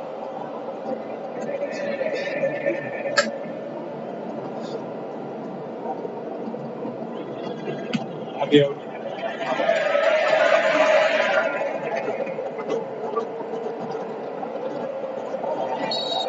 Could have been some goal from De Paul.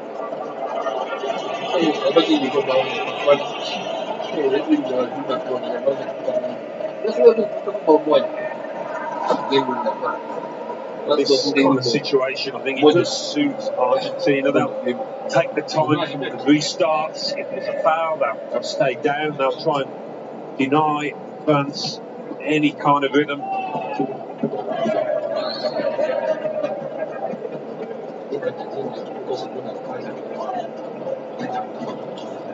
Tagliafico.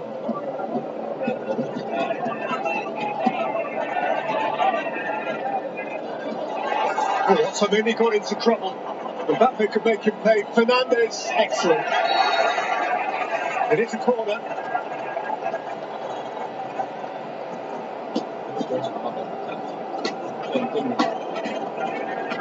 And if France get one, the mood changes. They're attacking this second half towards the great majority of tricolour flags. And Griezmann delivers. Martinez gathers. He's hardly had anything to do, Martinez. Hardly anything. We'll almost be glad of that catch. Di Maria from the other side. Rolled up for Messi. And now De Paul. Very good stop by Hernandez, but it is an Argentina throw.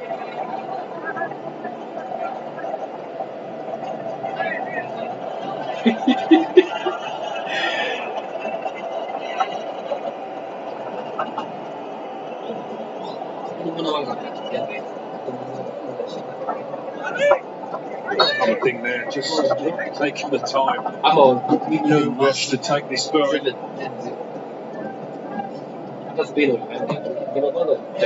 That'll do nicely.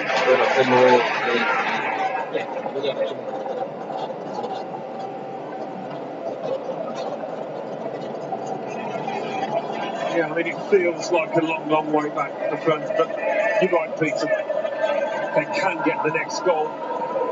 The dynamics can flip on the head. Everything Argentina do now, they do in a substantially more measured way. Time ticks. Time ticks towards Buenos Aires kicker tape.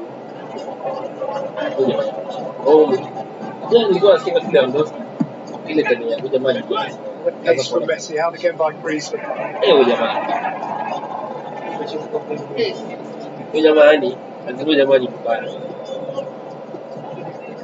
Are there psychological traps? What are the problems, if there are problems for Argentina? I hear people talk 2-0 being an awful lead.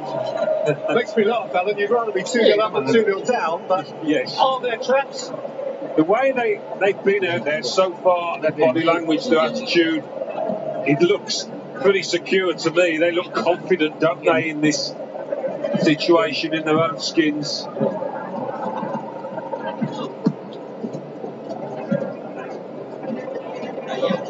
Complacency is the only enemy, maybe, and a mistake like that. By Koundé, Griezmann. French perspective, it was just a case of finding a way to get their teeth into it. Rabiot.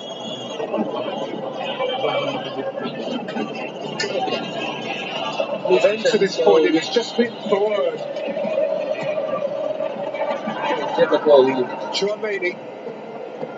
Hernandez. Chouameni. Not comfortably by the pole.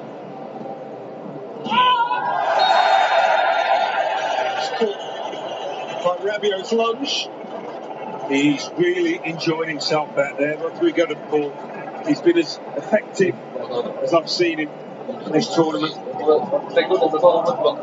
Goes into the book.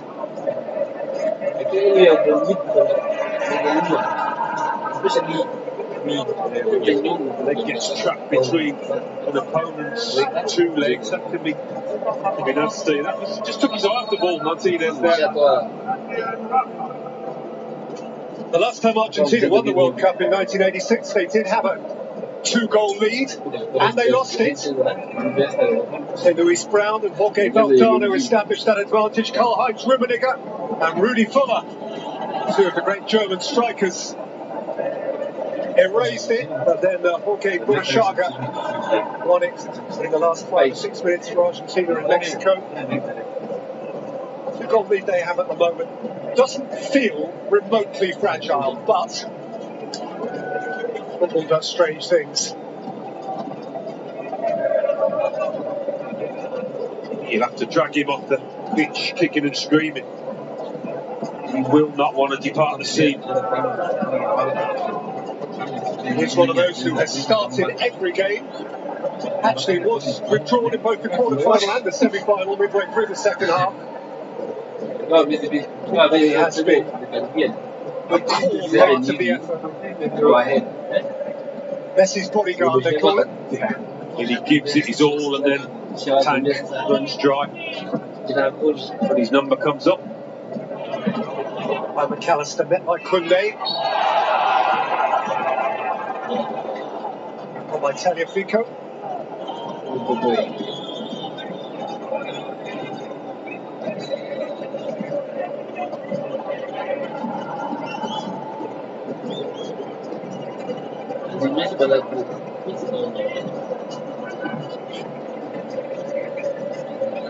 Building blocks for France. He will try a little bit of football. It might not end with an opportunity, but we've got to start from the bottom here.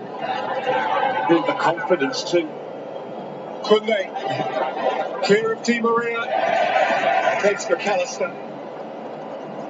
Di Maria's given it back. Kolomouani. Challenge from Tagliafico.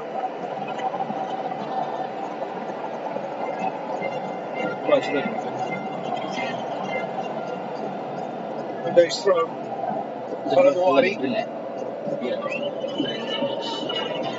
Around, carried by Alvarez.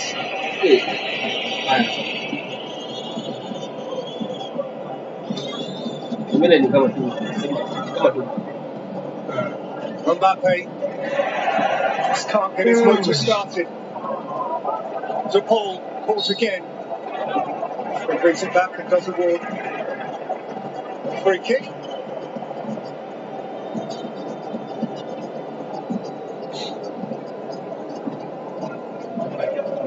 But the frustration maybe is got it deep to try and get hold of the ball, turn, have a go at his opponents.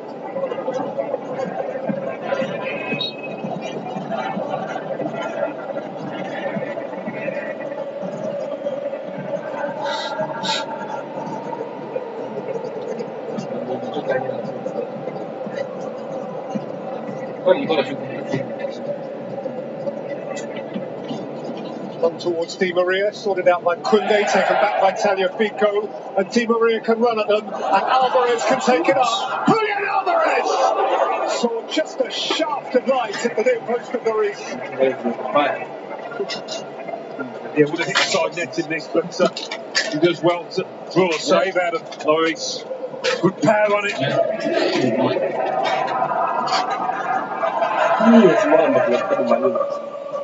Coming up towards the hour mark.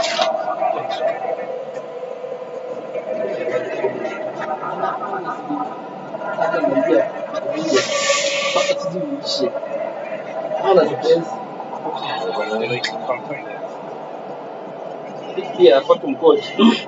Investment in the club. You man that's not the change coach. How many players man, Newcastle. Newcastle is that one time.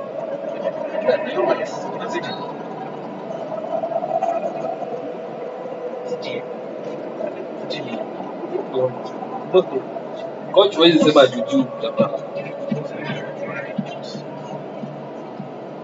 I got this and later.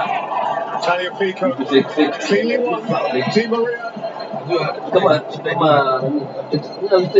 Austin Kunde back, tying him in knots. Di Maria, allowed to run. That little fellow was tiptoeing in behind.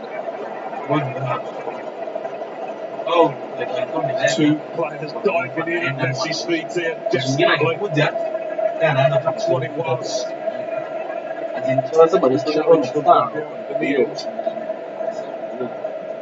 But that move started, Tagliafico getting in quick, winning the ball. No real sign of France being able to compete on that level.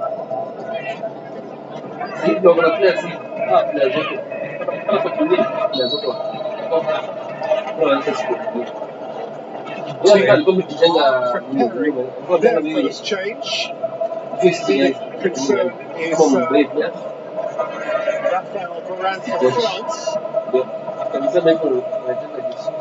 Collision there with Alvarez and indeed with his own man, Chouameni. Yeah, awkward fall on the base of the back.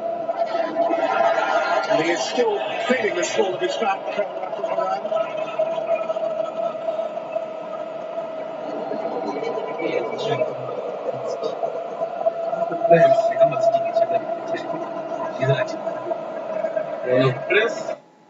Pressure then.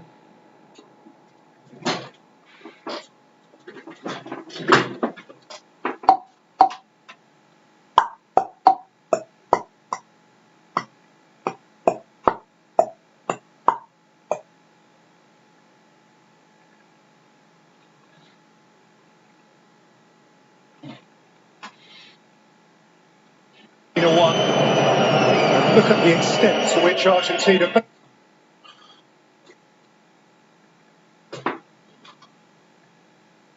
based on those numbers, have dominated. Incredible, isn't it? Team featuring Kylian Mbappe. Drawing a blank so far. Here's Griezmann.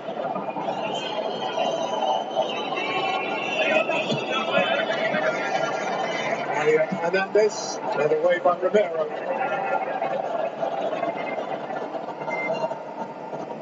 Chouameni.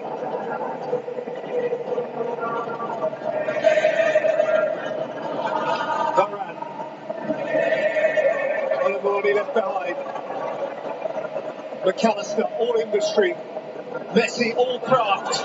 Alvarez. McAllister's getting there, the Reece got there first. A lot of shoving the back.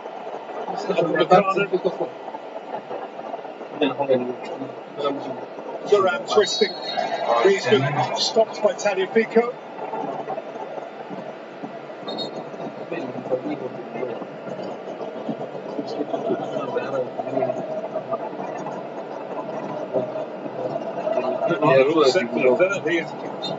There wouldn't be more chances like this.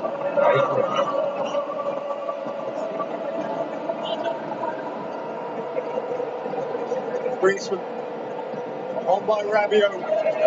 Mbappe. Rabiot. Chouameni.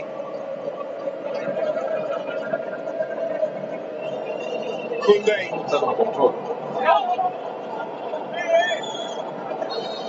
Out by Otamendi. The referee's assistant indicates that anyway, they've crossed the byline. Makana just good enough not to give away the penalty.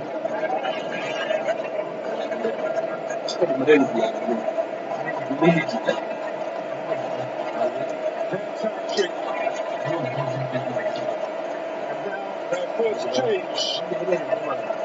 Di Maria has done an hour and a little bit more, and the damage he has done during that hour and a little bit more may be sufficient for Argentina to become the champions of the world.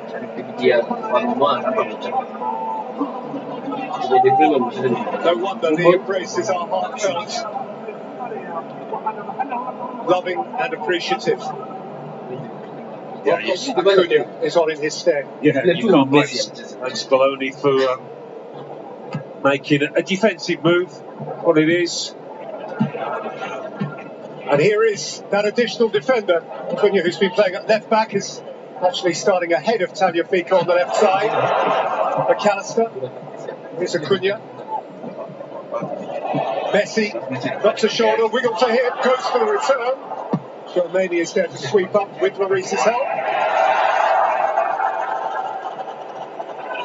And Koundé is charged down.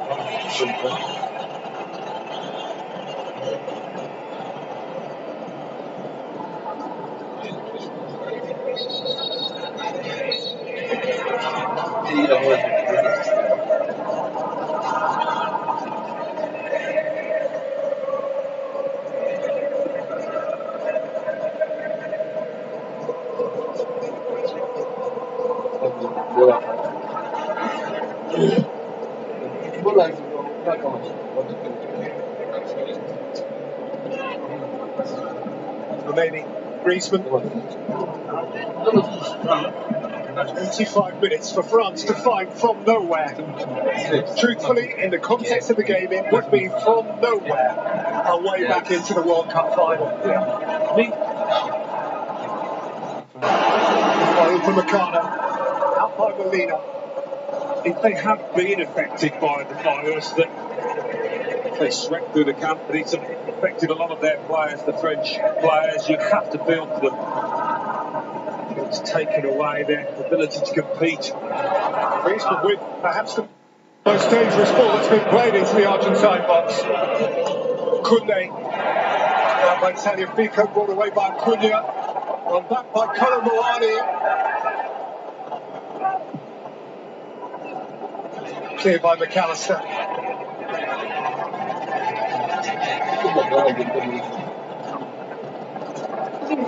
France, extraordinarily, have yet legitimately to touch the ball in Argentina's penalty area. This is big. Right.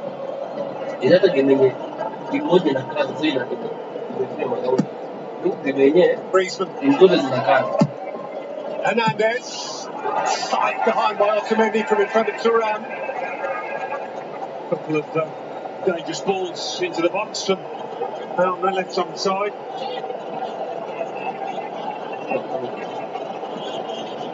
Griezmann to take. A quarter of the final to play. Slung in by Antoine Griezmann. Lost line.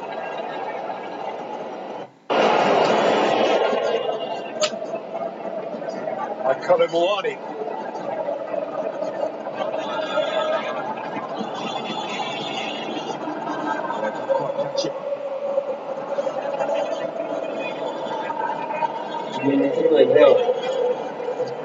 Two more French changes. Two more players of adventure and enterprise. Camavinga and Coman.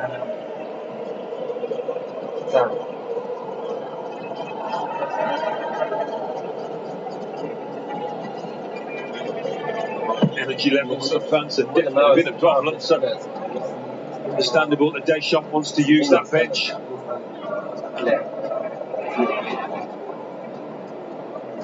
Griezmann.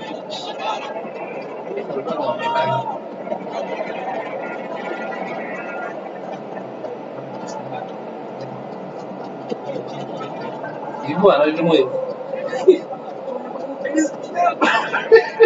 Oh, nanti sudah jam. Dua nanti kita. Magnifico. Oh, begini. Brought away by Kunde. Nice little touch from Turan. Hello, Luani. Fernandez handled. France wanted to make their changes then. At least the staff did. The players wanted to get on with it. Fernandez plays it in. Romero clatters it clear. Alvarez seeks to pounce, but Chouameni has it back for Les Bleus.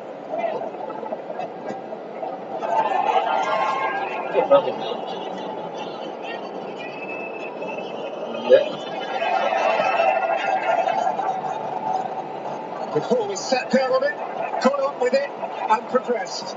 And Messi wants to give it back. Hasn't quite got the pace to get on the end of that. But another example of his industry's desire. The pause.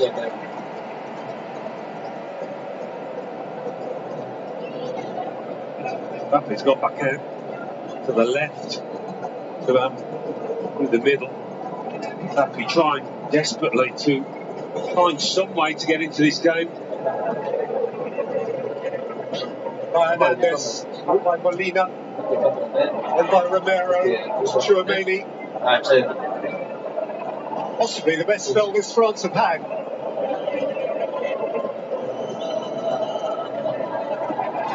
Mbappe, countering a bit now, driving through and firing hard.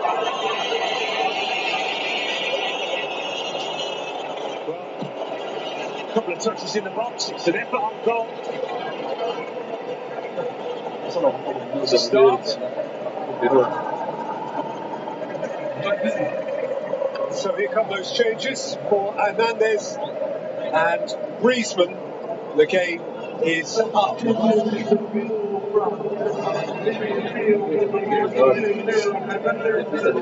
this has all the hallmarks of kitchen sink football, have a go football. It's what France require. It's a gambler's throwing the dice.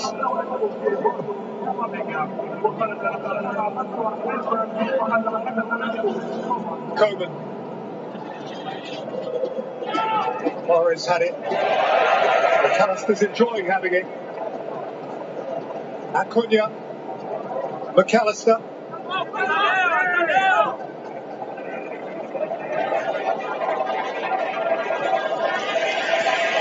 Messi. At walking pace. Messi. Fernandez.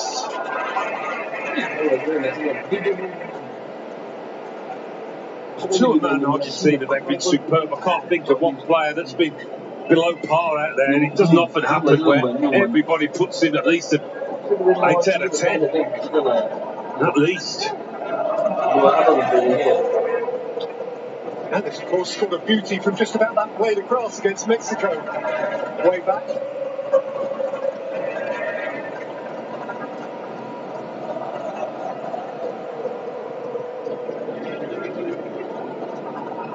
Chouameni.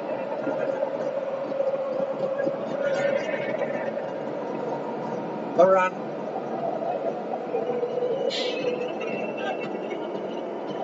Colomboani. Chouameni. Out there on the twist. Magnifico's leaving nothing to chance.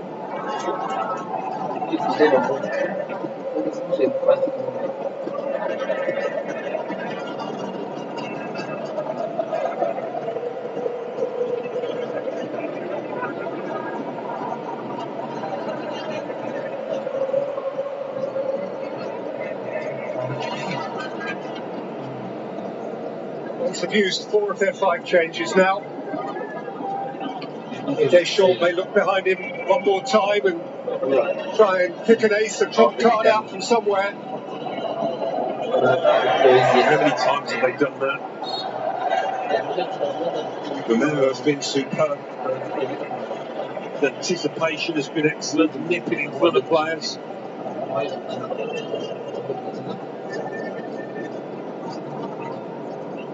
Another of those instances where they'll stay down as long as they can.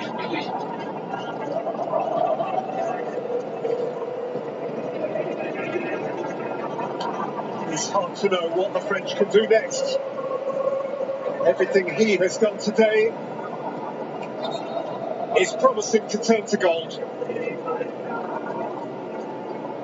And they were there. They are there. They have made a tortuous journey, because direct travel from Buenos Aires from Argentina has been nigh on impossible.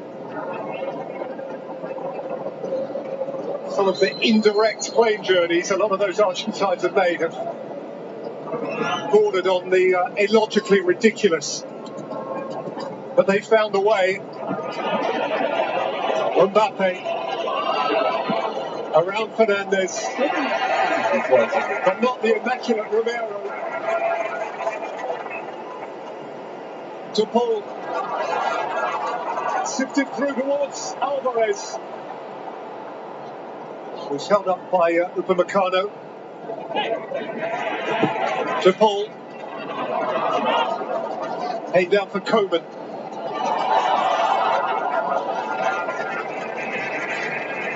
Coman escaped the clutches of Alvarez. And we tick into the final 15 minutes, and Varane's pass has gone astray. Well, from this angle and distance, it's difficult to see a comeback. But Argentina have been bitten before, haven't they, against the Netherlands? Well, unless Didier Deschamps turns around and asks about Weghorst to warm up, it's hard to see where he can go.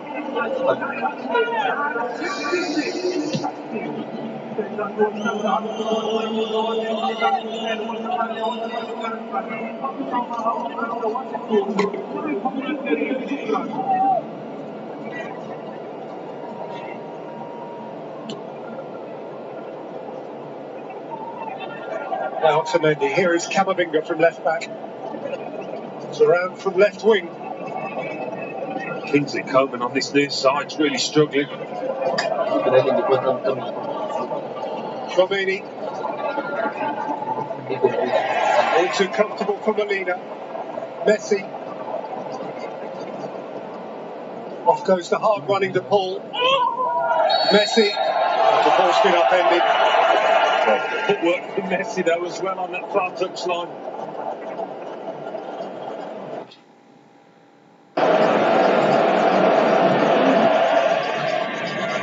Heard the shriek of pain from up here. Figure to Paul has needed a robust pair of shin pads today.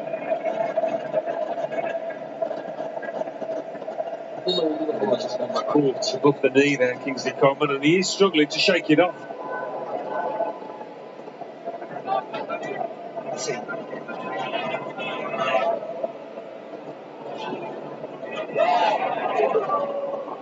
To Paul. McAllister. Fernandez. Messi. To Paul. Messi wanted it cut back.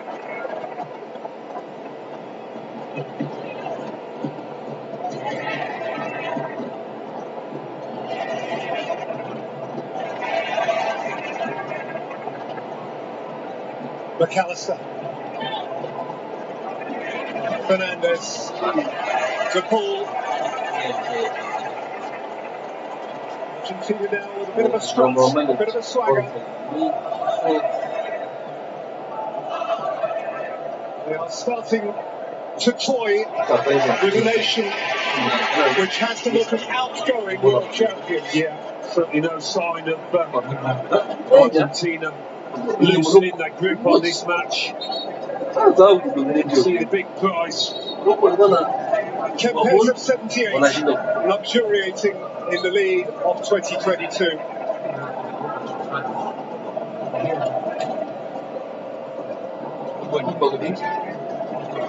Over the top by Mbappe, chased by Kolo Muani. And Kolo Muani has got into the box, he's got a penalty! He's got it way back for France!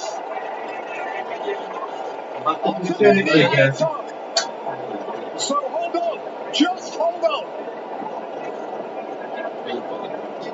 similar, actually, to the one on Di Maria. A little tangle of legs in there, just there.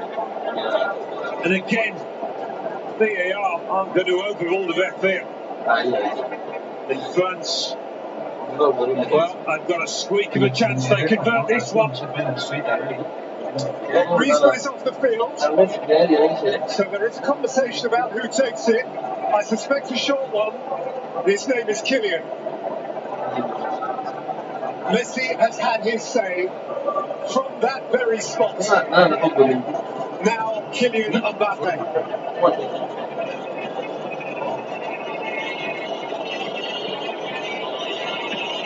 He wants to go top corner, as you saw on that graphic. What will he do here? Mbappe. Compelled. Obliged. Just not. Mbappe with thrust. The president on his feet. A superstar re-enlivened. A nation re-infused with hope. Yes, maybe. Sheer power. Did for Emi Martinez there. We'd almost written the France team off here. Almost. And here is a test of Argentine nerve. They were on the cusp of strut and swagger. They were ticking towards the last 10 minutes. They had a hand on the trophy. They still have a lead, but it is slender, it is vulnerable. All of a sudden, Scaloni looks anxious down in that technical area.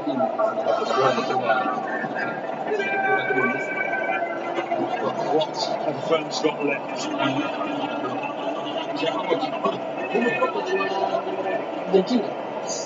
Forward play for Mercado. Out by Otamendi. These 10 minutes are lost a lifetime for Argentina. Messi can't keep it from Coleman, and Coleman can go the other way. Rabiot. Mbappe. Thuram.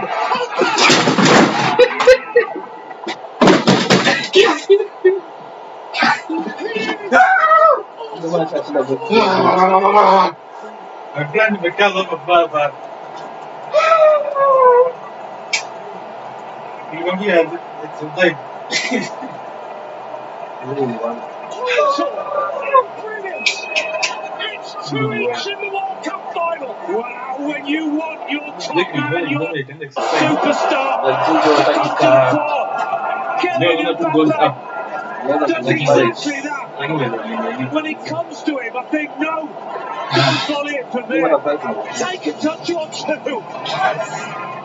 But such is the confidence of this player, even when he's hardly asking. What about that for connection? What a volley! What a moment in this World Cup final! Incredible!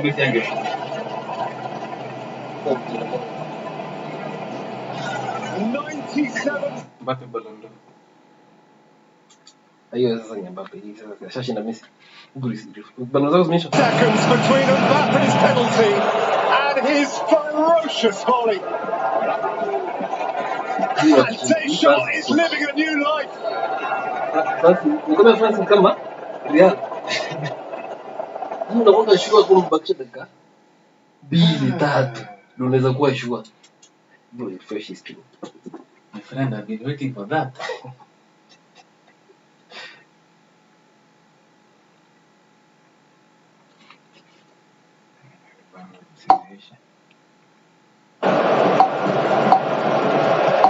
Tagliafico.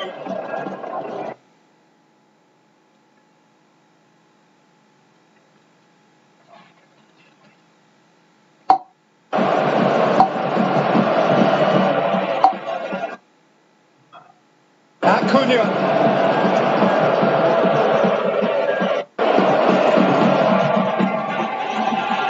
Fernandez. Out off it from Mercado. Nadhani Mbappe amejiga kidogo. Down again by Romero. Away by Camavinga. Chased up by Otamendi. trying to release Mbappe there. That would have been interesting against Romero.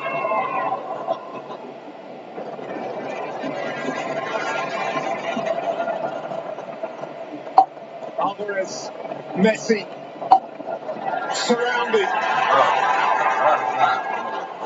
And here comes Thuram. Marcus Thuram on the march. Mbappe, Colombo!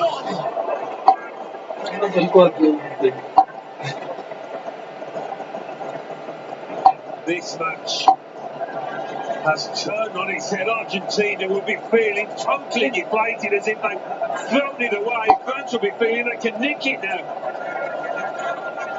What on earth has become of that French virus? They look healthy now, prime of life and loving it.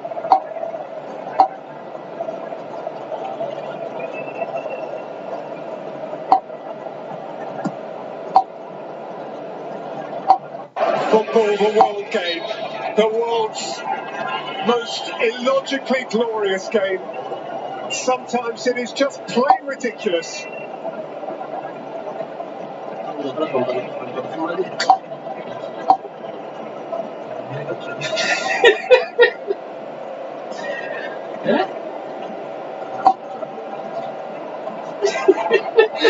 Maurice Thuram.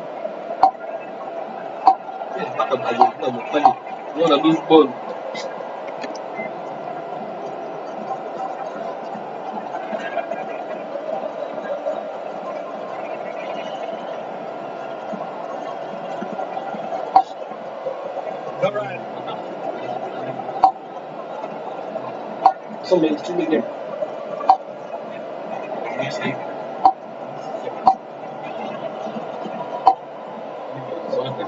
Relay away from Acuna. Alamuani fouled by a wild Otamendi.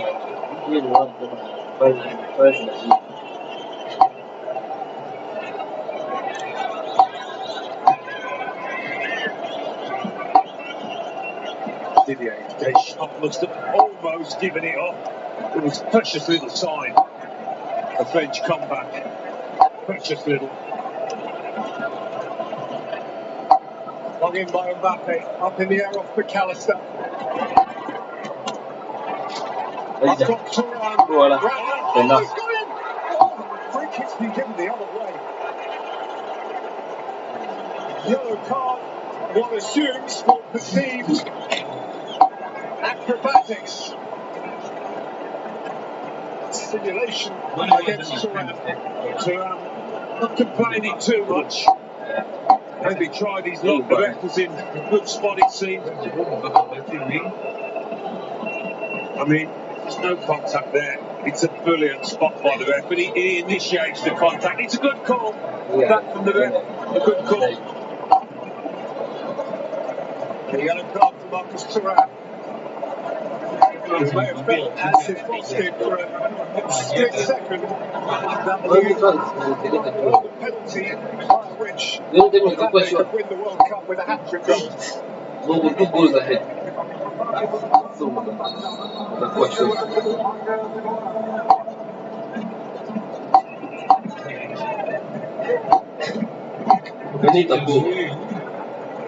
Bashevitz.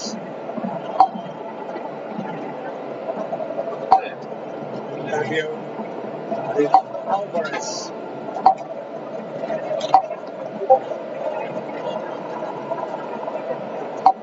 Just when you thought it was going to be a quiet day for Mbappe, he does this. Have the confidence to take that on. With space in front of him, he could have taken a touch closer to Martinez. But no, I'll have that, thank you.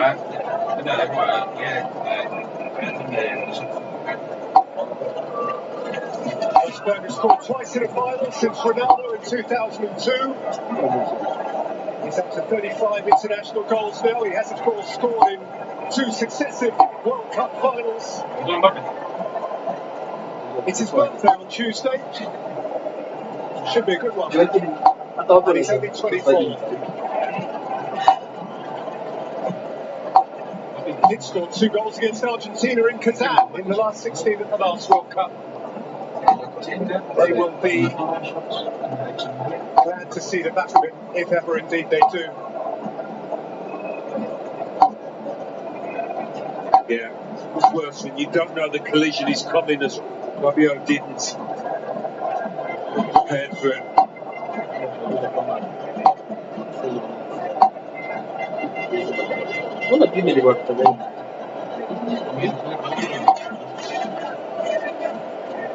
Re-energised. Refound their collective voice. In fairness, Argentina and their supporters have never lost theirs. Varane. What a crunching coming together that was.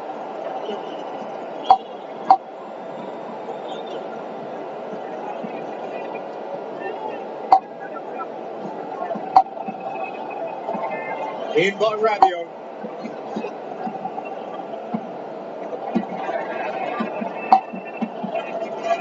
Mbappe, Coleman.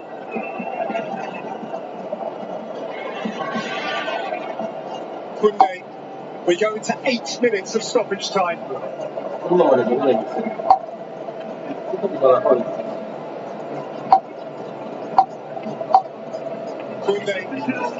Coleman. Brought down by Alvarez. Back by Upamecano. Christian by Thuram. Back by Mbappe. Flags up. Well, it's France there looking the more likely. Incredibly. Scaloni, a face of shock, bemusement, puzzlement. It was nearly theirs.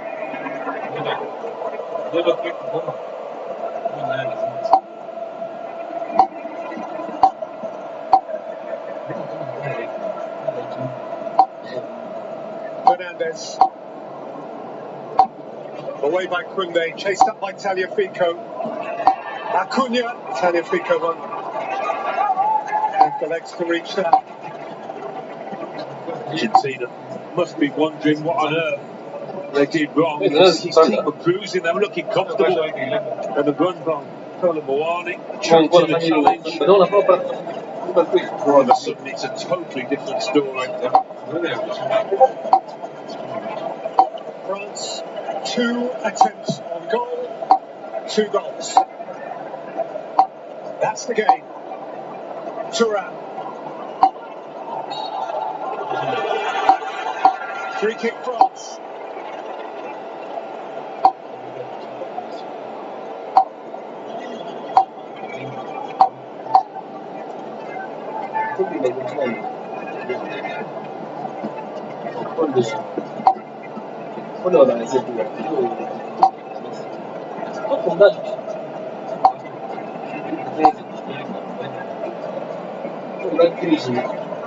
Mbappe stage. Varane advanced. Rabiot advanced. Upamecano advanced. In by Mbappe. Done by De Paul.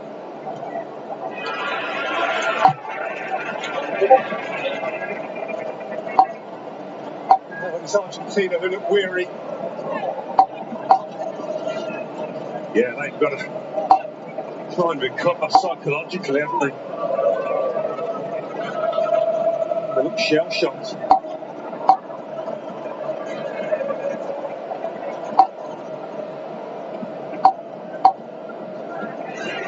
To Paul. Bullied off it by Camavinga. Here's Mbappe. Explosive. Kylian Mbappe. Oh, it's deflected up and over. Argentina, once this lad's got the ball in his feet, might just have been on target and troubling Martinez.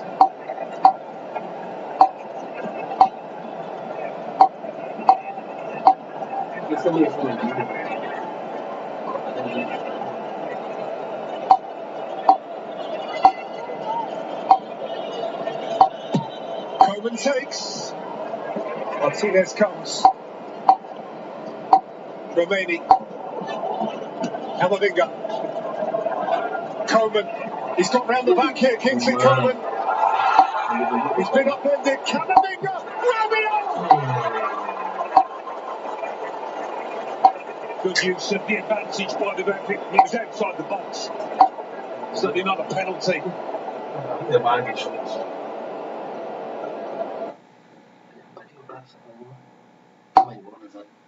Asimeshutiwa huyu jamaa basi To Paul Fernandes.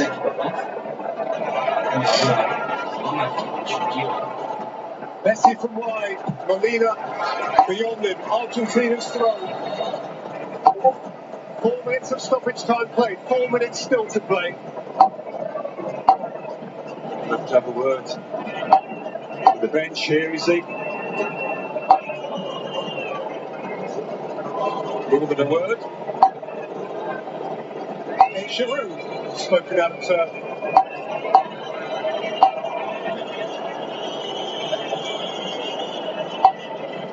Card that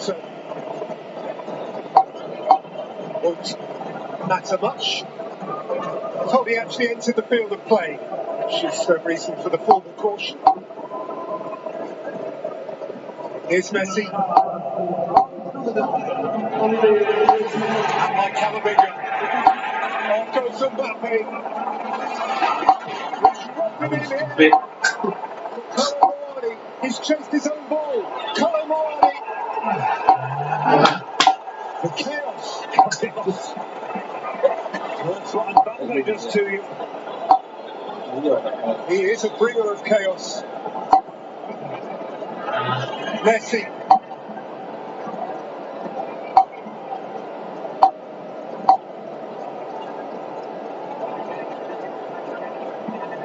Acuna. Marcus Acuna. Nicolas Tagliafico. Definitely read by Rabiot. Side over by Tagliafico.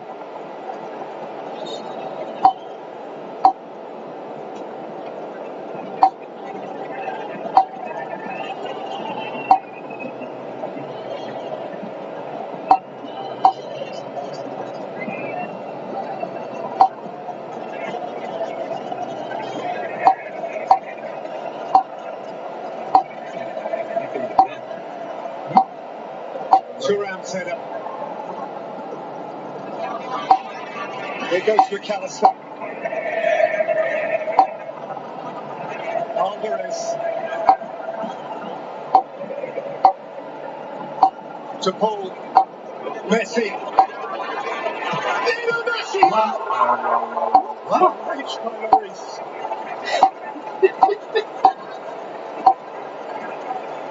He's not enough power on it. Oh, just moved in the air a touch as well.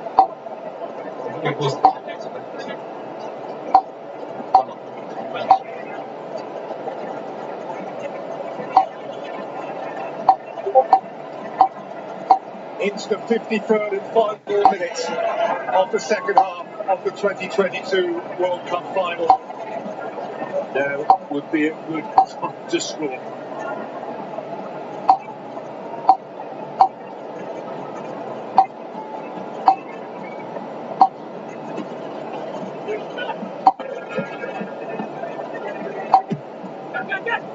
In by Messi.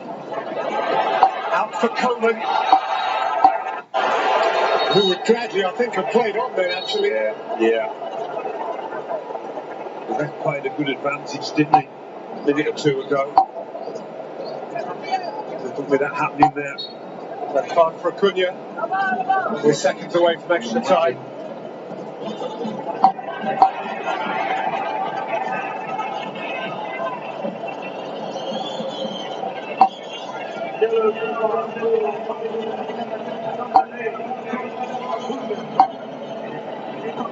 Coleman. Kingsley Coleman to try and lift one in.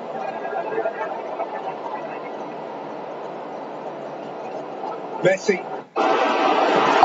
Alvarez can have a run.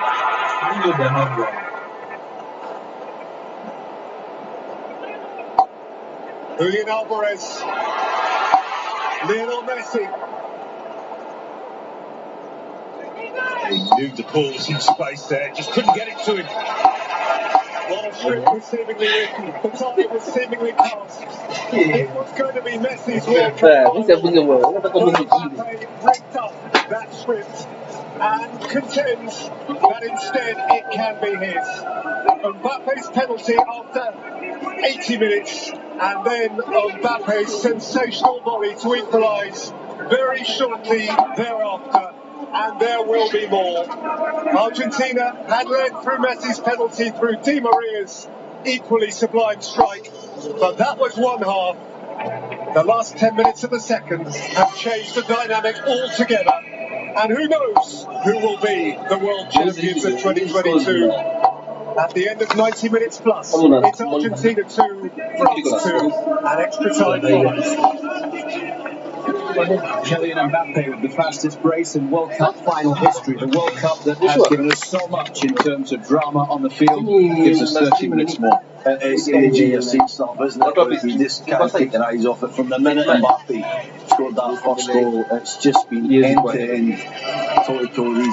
Both these great sides going at each other. Argentina look dead on their feet. They're still had the moments going forward. And they're going to have to regain here, Kev, because France, how they found that energy, the spark, the greatness of Mbappe, but how they found the energy to come back into this game is quite incredible. Unbelievable is right, incredible is right. You can use all the words you want for this game. This is the reason why we all believe it's the greatest game in the world. For these moments like this, it's the drama, the tension. As you say, we're on the edge of our seats here. It's an incredible game. France didn't have a shot until the 70th minute of that game. They didn't have one shot at goal of anything. And then all of a sudden, the change, Julian, in the turnaround, when that man Mbappe, we were talking about Messi at half-time and what he's bringing to the side, and then Mbappe just comes to the party. Yeah, just before the first chance on goal, or on target, was the change from Di Maria coming out, So, that's when Argentina kind of seemed deflated the moment he comes out. They didn't have that option on that left side, and, they're relying maybe a bit too much on Messi, who seems a bit gassed, but, again, you can't guess anything that, what's going to happen. Yeah, he seemed kind of Jules, didn't he? But then at the end of the injury time there, he came alive again. It's just typical Messi. He has these little bursts, and Mbappe's getting the thighs rubbed. You wonder what he's got left, because they're so scared of this guy. Yeah. They don't know what to do. They're in panic mode every time he gets the ball. He's playing freer like Messi is for Argentina, is he? He's not playing off the left now. Kingsley Coman's come on and made a big impact on this game as well, but this is just sensational, isn't it? It's incredible stuff. Let's get you back inside Lusail Stadium for the call of extra time. Peter Drury and Alan Smith.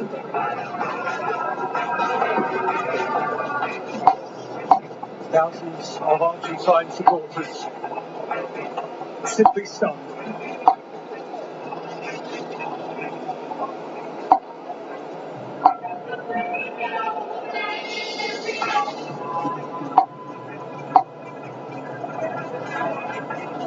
But there are changes. An Argentine change at right full back. Molina has given way to Gonzalo Montiel. That is one we've seen before.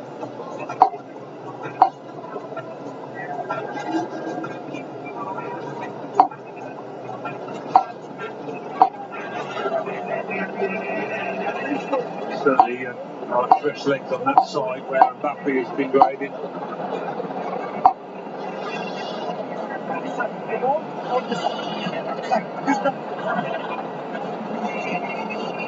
And Lloris have been eyeball to eyeball.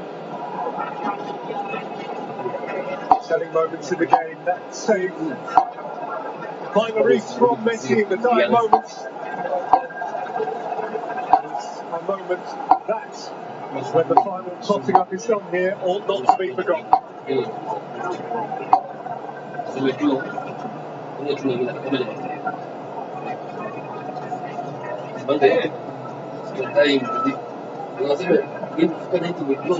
For previous periods of extra time at this World Cup, none of those have been conclusive. Croatia, Japan, Morocco, Spain, Croatia, Brazil, Argentina, Netherlands, all went to penalties. Only one of those periods of extra time involved goals. Neymar for Brazil, but then Petkovic for Croatia in the same game.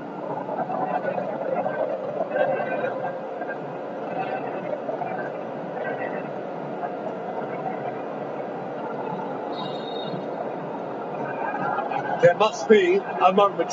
At some point, there has to be the defining moment. Argentina seemed to have established what that would be. But Kylian Mbappe has torn it up and started all over again. And you wonder whether within themselves, Argentina have it to start all over again, win it for a second time. Yeah, that's the mental hurdle they've got to clamber over.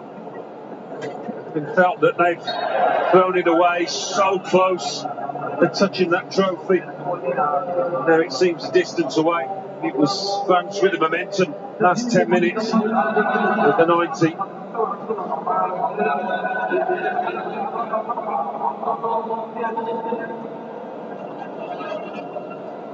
And it is the second time in the competition that Argentina have led 2-0 and been dragged by late goals into an additional period. Didn't need Mbappe course after all. Just needed Kylian Mbappe. Here's Montiel, first touch at right full back, having replaced Molina.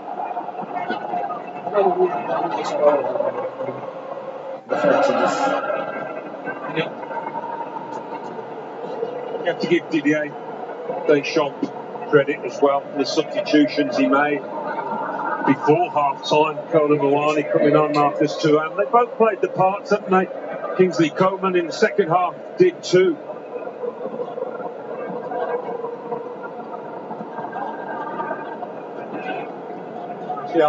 Messi, the ball. Fernandez.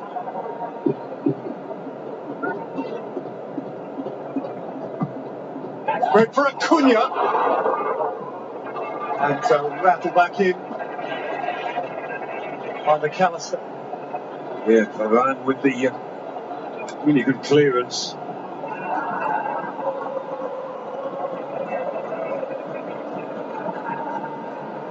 Even looks nervous, looks hassled, Mbappe. Just kick about down the park.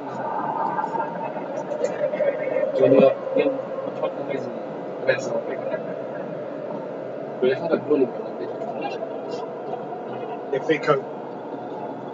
McAllister. They even went and fed to Paul. One more is Messi. One more is Montiel. Messi sought to wriggle himself.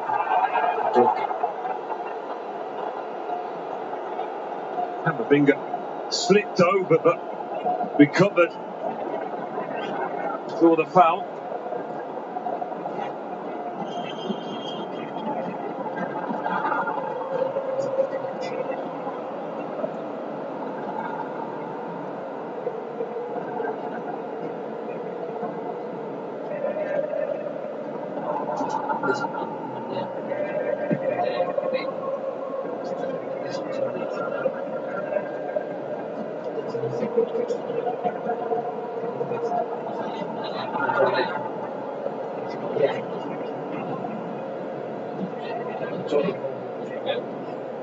On by Thuram. Watchfully out by Otamendi.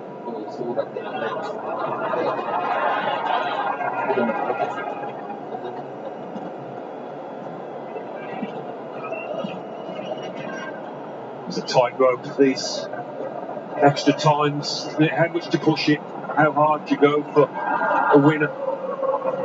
Risking leaving yourselves open at the back.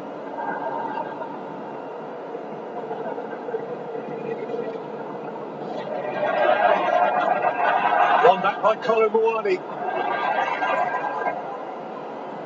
Back in turn by Fernandez.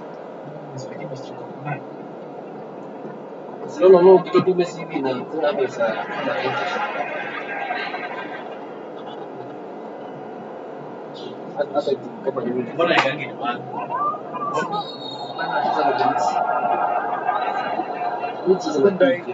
took the hit from Acuna.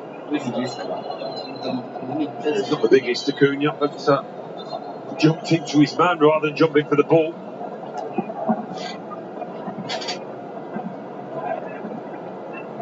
So Fofana is going to come on here in place of Adrian Rabiot. You'll recall that Fofana played the semi-final in Rabiot's enforced absence through illness. So it is a role which, in high stakes circumstances, he has been able to rehearse.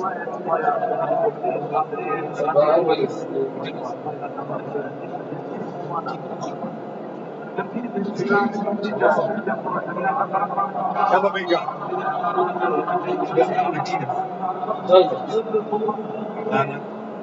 Good substitution, he's got so much energy as well as quality. Camavinga doing that for Real Madrid on many occasions. And I recall that actually was a concussion substitution after Rabiot took that hit to the head a short time ago.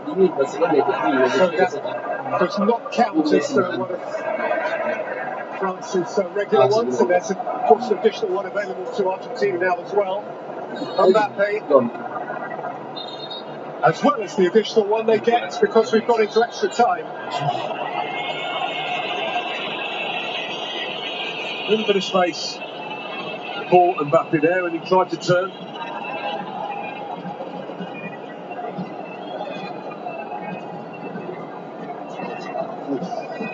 Across the top of the boot.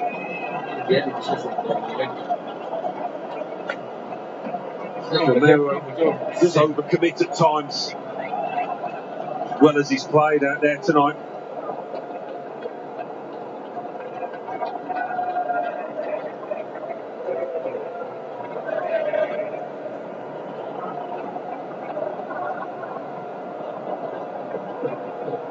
De Paul, Messi, McAllister, acreage for Acuna, in by Acuna, Messi, De Paul, crosses behind.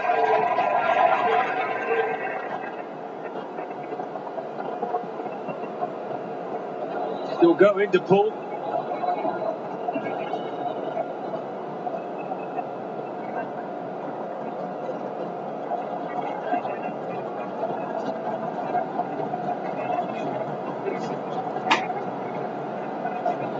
Rabiot appreciated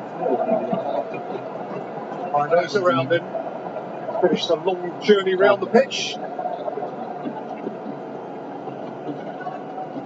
Maybe. Acuna was caught on it. This is Coman. Squeezed it back for his goalkeeper.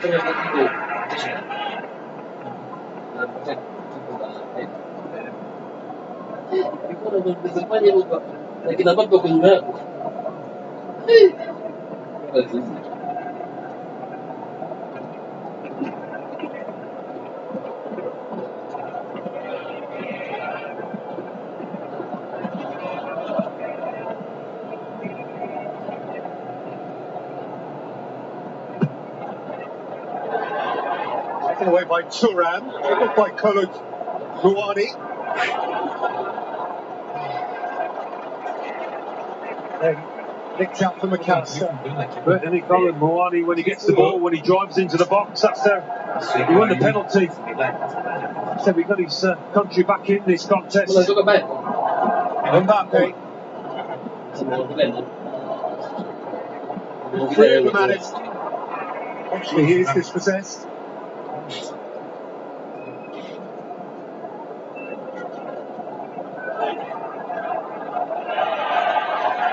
Alvarez climbed upon by Fofana.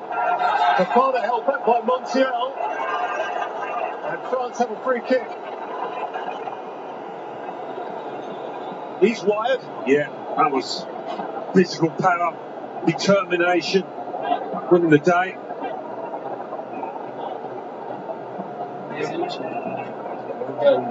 It'll be Kingsley Coman to take. Messi is Argentina's one-man wall.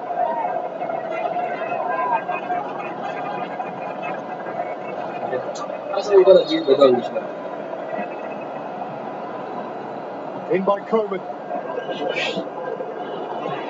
Upamecano gave it a wallop. Coman's interested again. Messi has come across to do key defending. That wasn't the header he was after. Disappointed he gave away a corner here. Just trying to cushion it. It span off his head.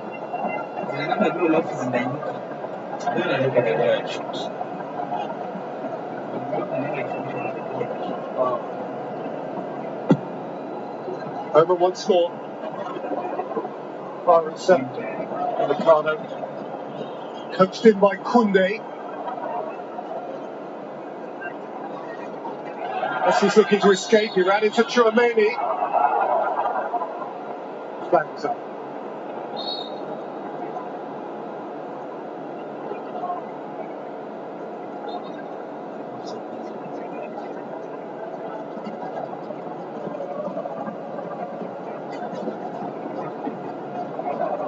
Lautaro Martinez.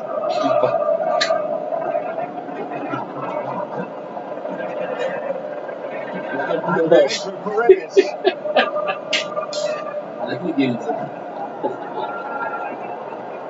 Went for Montiel to go. Colomboani.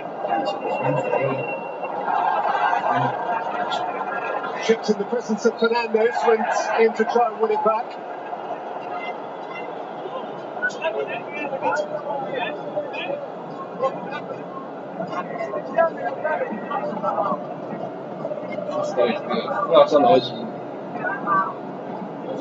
Here is the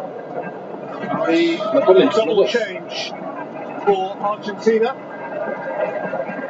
Which sees the removal of both De Paul and Alvarez. Paredes essentially comes on to be De Paul, and Martinez directly to replace Alvarez.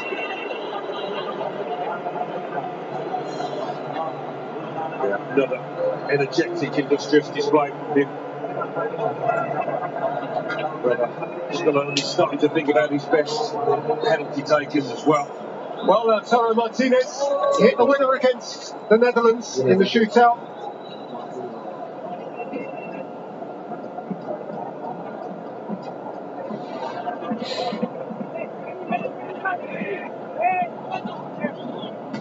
Montiel.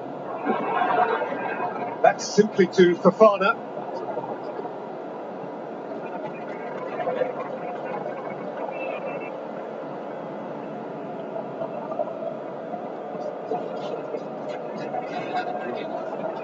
Paredes.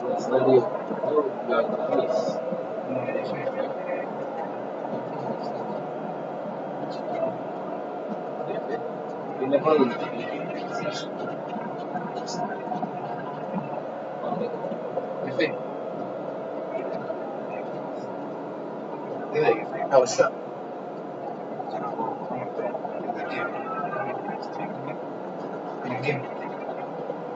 Paredes. Fernandez. McAllister.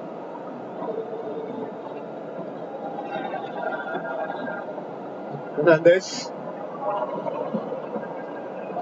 Paredes could open up here. Acuna. Lovely ball into it, wasn't it, by Paredes? Probably that kind of situation isn't Acuna's strong point, but he's trying to drive one across goal.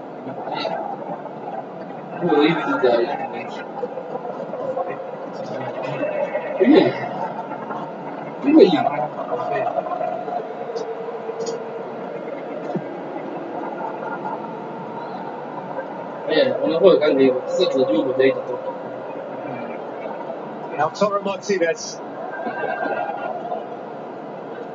Fernandez. McAllister. Acuna. Tagliafico. Messi. Leo Messi. McAllister. Messi. Martinez. What a block! Montiel! Put over by Varane. We've hardly seen Lionel Messi for the past 20 minutes or so. All of a sudden he bursts into life. Martinez thinks he's got a great chance of scoring, but for Upamecano. What a block from the benchman. That is a slightly easier one for Varane.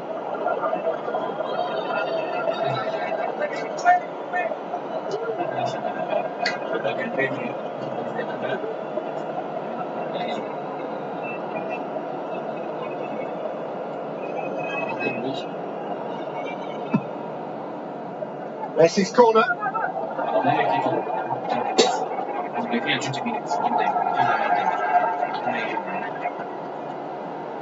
He's glanced at his watch. We're into the seconds added on, the end of the first period of extra time.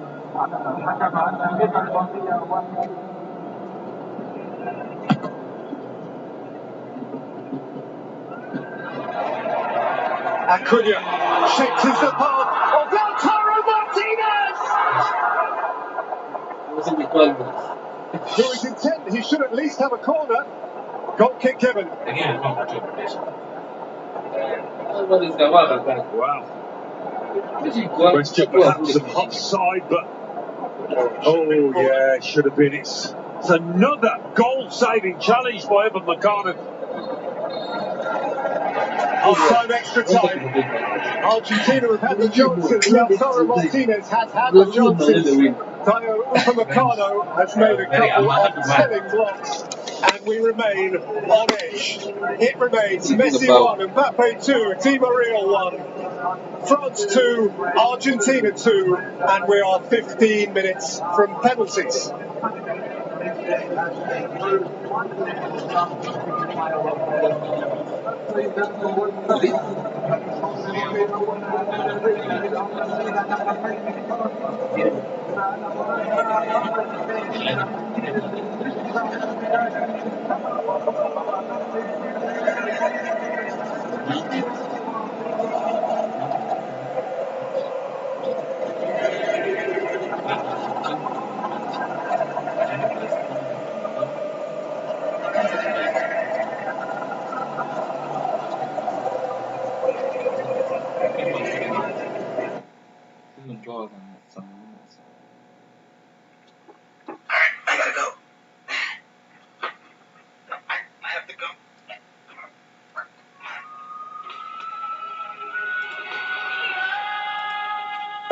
Although supporters don't necessarily seem to have noticed what the score is, it has been relentless from the Argentine fans behind that goal.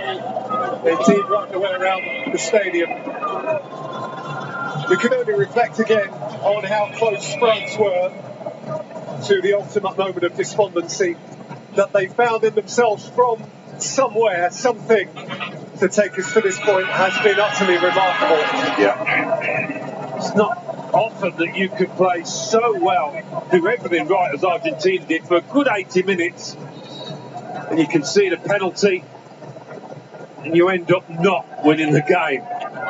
An incredible turnaround here. There is the President of France, Emmanuel Macron.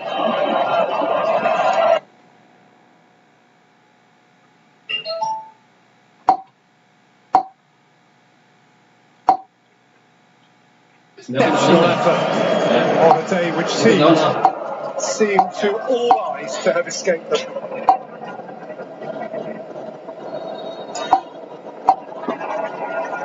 Well, only 2 World Cup finals have gone to penalties. 1994, the Rose Bowl, Pasadena. Brazil and Italy played out a goalless game. Brazil won 3-2 from the spot. Romario, Branco, Dunga all scored. Baresi, Massaro, and ultimately Roberto Baggio failed. The sad thing about penalties is that somebody fails.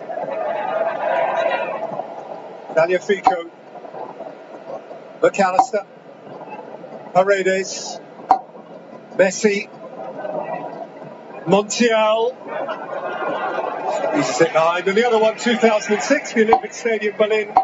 France won, Italy won. Italy won that from the spot. 8 of 9 successfully converted. But David Trezeguet hit the bar. And Fabio Grosso sealed it with Italy's 5th kick. And he is not that far away from concocting his penalty list. And there is David Trezeguet alongside Paul Pogba, the man who thankfully hit the woodwork in Berlin.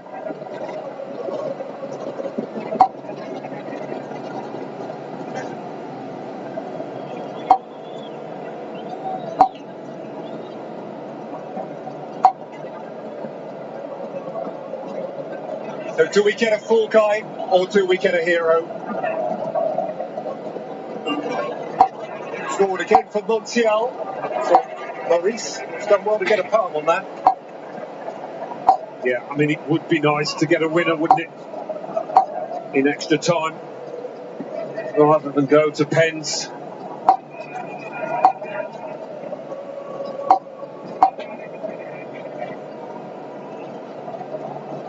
Messi. Element of surprise. Maurice reacted. He's just working in bursts, Messi, wondering how he's feeling at this moment. Physically, that little deflection makes life harder for Hugo Lloris. He's just working in bursts, Lionel Messi.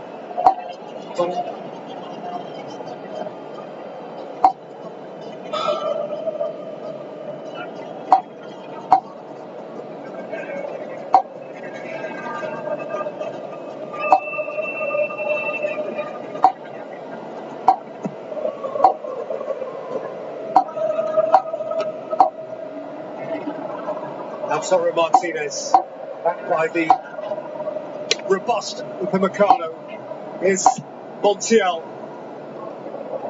Lautaro Martinez, Lionel Messi, Fernandez, Martinez! Nani? Messi!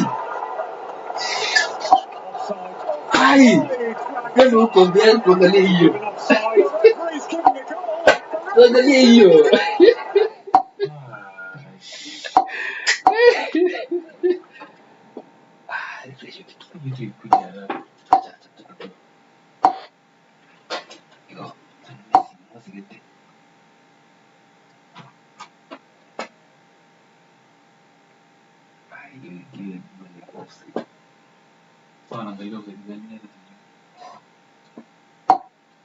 Bom,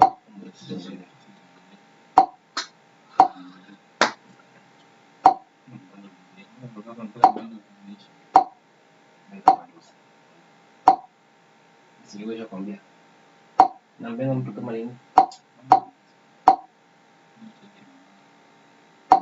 pena kitu tulie nilikuwa mimi zatafunga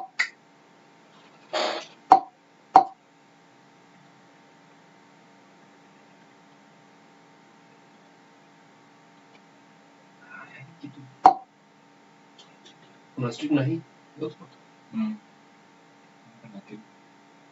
nasema hii hii ni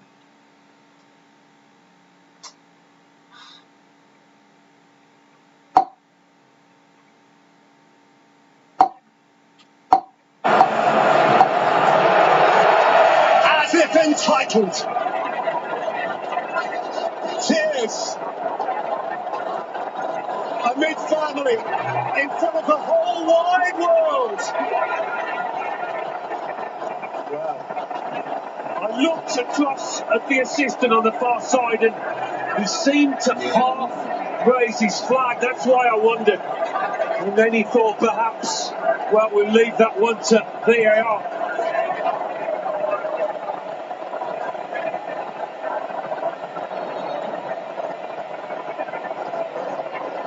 Was it written? Can it be? See the tears, feel the emotion.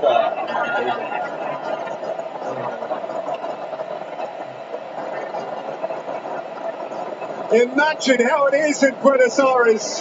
Imagine how it is in Cordoba and Messi's hometown of Rosario. Well, it had to be him, didn't it? Here we go. Definitive proof. So tight. yeah. a scruffy finish, really. You can imagine that one of the most precious goals, perhaps the most precious he will ever score. Yeah, I think we can say that will be number one if they end up lifting the trophy.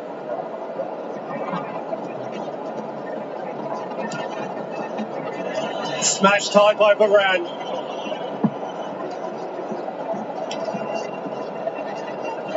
Can France dig themselves out of another hole?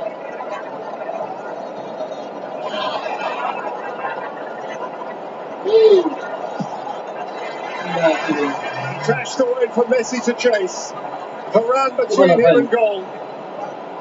Upamecano helps out.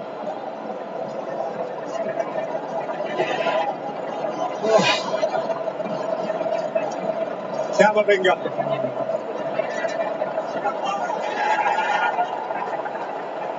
They reach for everything now. McAllister. Acuna. Lautaro Martinez on the twist. Does well for him. Been out there from the start. Up against the substitute.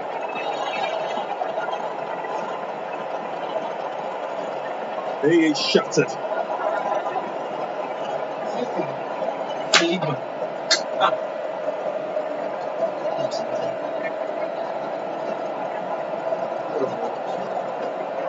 Konate for Varane is the next French change.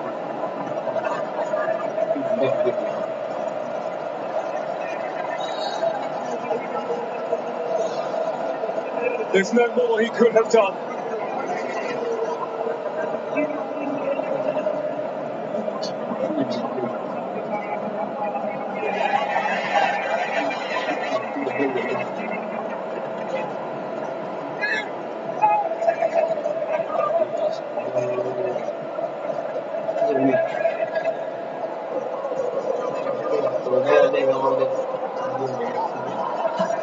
Martinez. Acuna.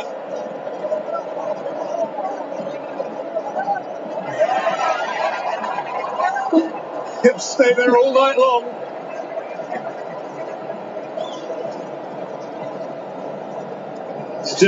Still time for France to fashion something.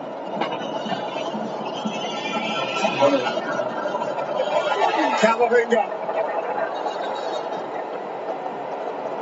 He's gone crashing to earth. These are desperate, desperate moments.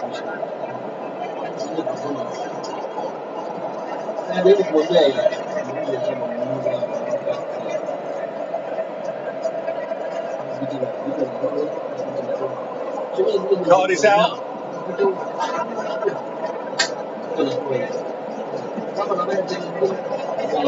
Paredes is its recipient.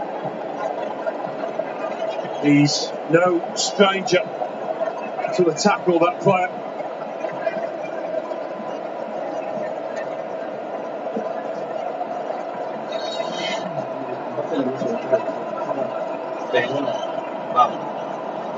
In by Coman.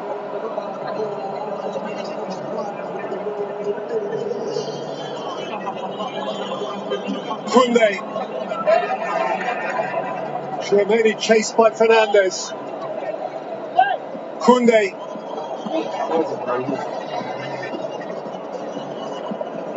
Thuram. Corner.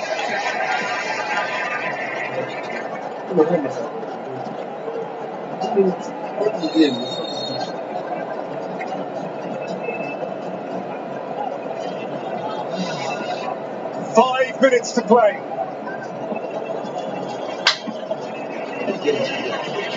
And a change for Argentina, who throw on in place of McAllister, Herman Petzela, another centre half.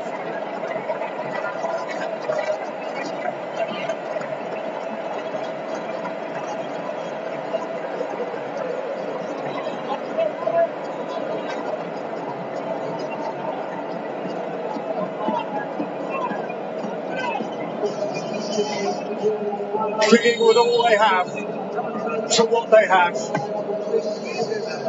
In by Coman. Out to mbappe. Handball. Shout for handball. He hasn't, has he? He has.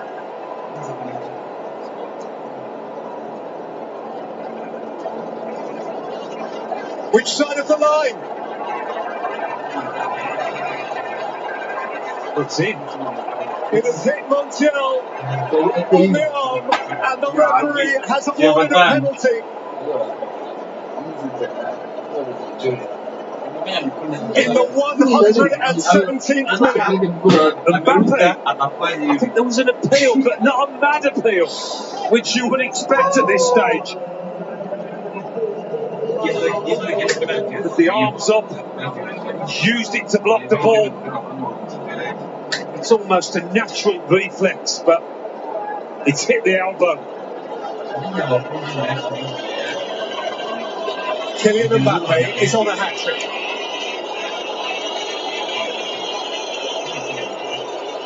Moments remain of an epic World Cup final.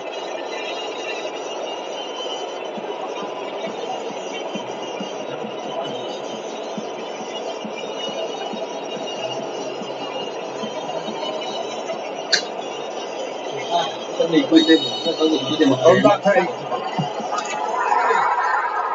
into the galaxy of greats.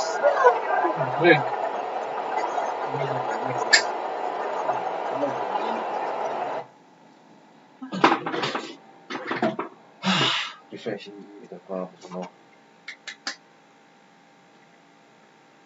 But hii ndio imekuwa finals. Don't think kushikwa na finals imekuwa dramatic kama hii. Hii kama ile ya France. Ile unajua France watashinda. France na yeye kwa unajua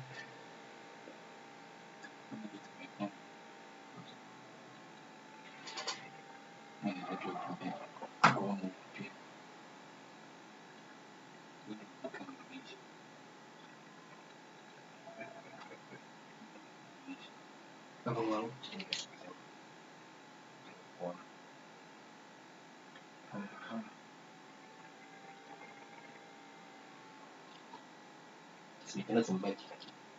Hii ndio tukiisha.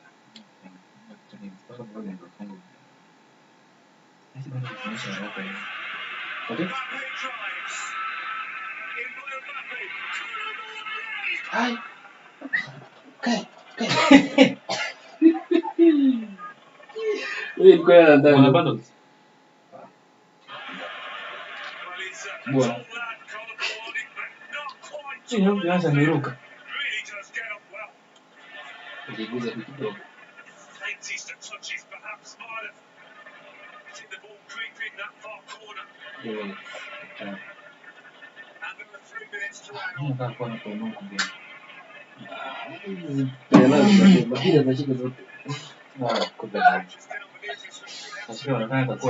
Atakuwa hero Argentina.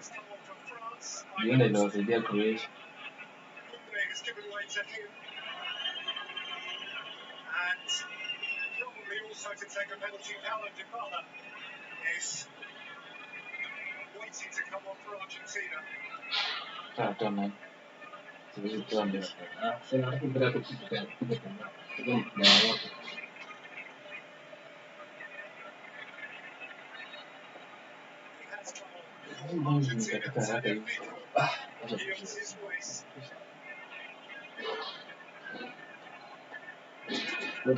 I think Mungu imekuwa World Cup.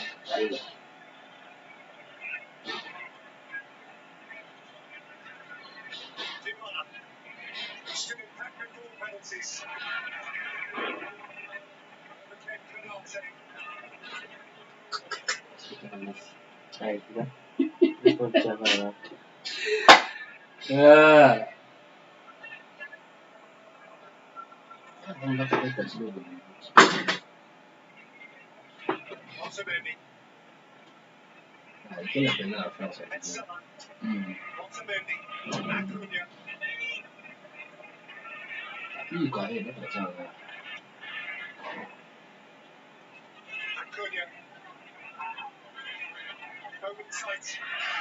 To take a penalty, Paulo Dybala is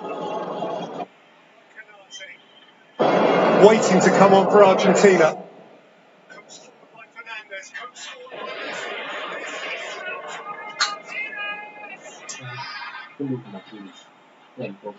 Argentina, Tagliafico yields his place. Mbona sipendangi Martinez? Kwa nini msimu kama hapo na kushoot kitambo naweza kusema.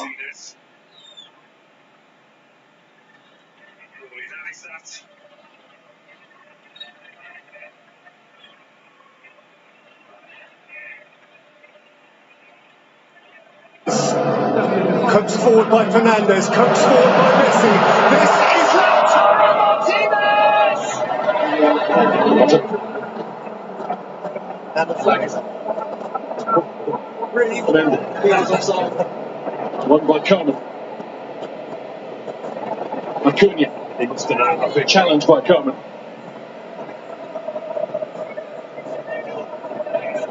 Otamendi. One by Coleman. Acuna.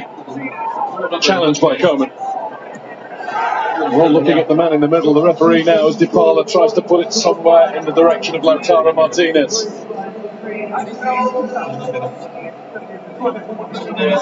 Messi. Lautaro Martinez. Is he strong enough? Is he cool enough? Lloris is. And the flag is up for offside. It was there for him on a plate.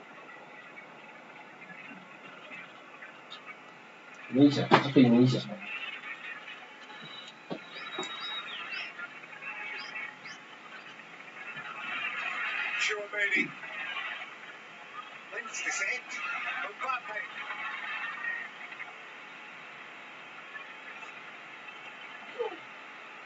Held up by Romero, but not for long. Kylian Mbappe. And still. Thought about having a shot from a tighter angle, and then thought, no, take it again. Etsala.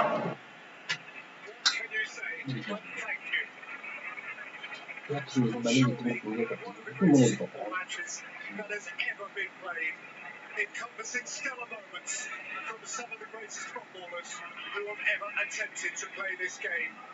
Kylian Mbappe has scored a hat-trick for France. What a brilliant. What a game. Kylian Mbappe.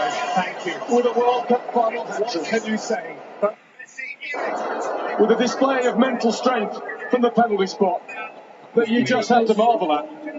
And there's more to come where they're concerned, because the 22nd World Cup final has gone to penalties. This one, like no other. Today, I feel exhausted.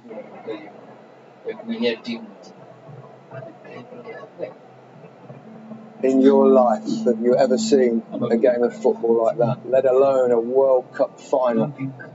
Truly, truly extraordinary. It looked like Messi had pulled his team back again from the brink, and then Messi went down the other end, and Mbappe got his second penalty in the first way to score a hat-trick in a World Cup final since 1966, and certainly suggests incredible scenes inside the stadium, incredible atmosphere. I don't think anyone can quite believe what they're seeing.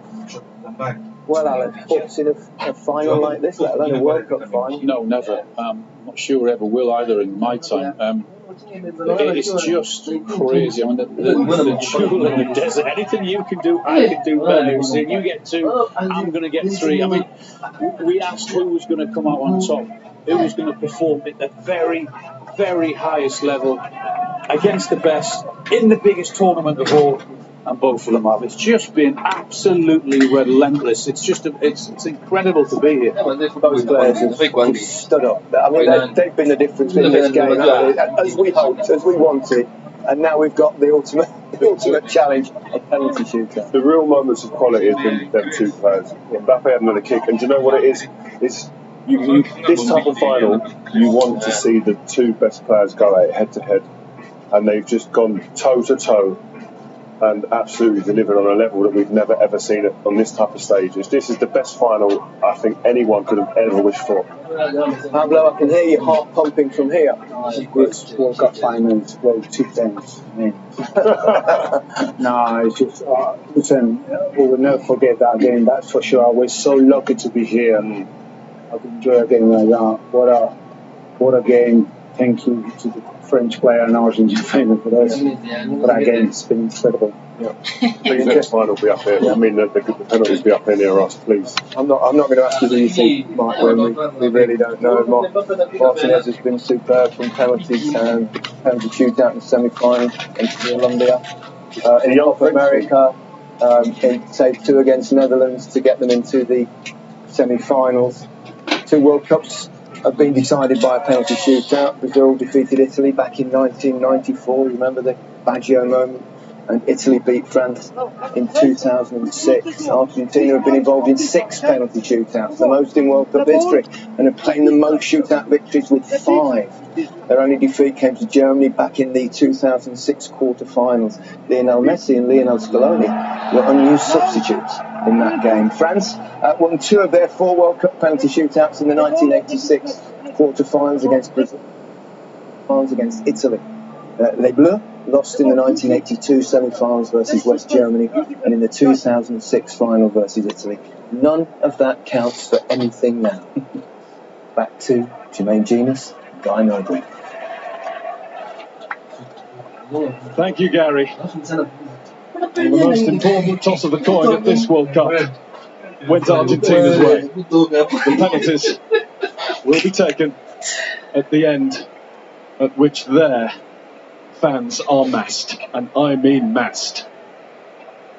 Ready to play their part, as are Emi Martinez of Aston Villa and Hugo Lloris of Tottenham Hotspur. Martinez likes the mind games. He will have a word with everybody daring to strike the ball towards his goal. Lloris, a little more of a cool cat. Well, it comes to this.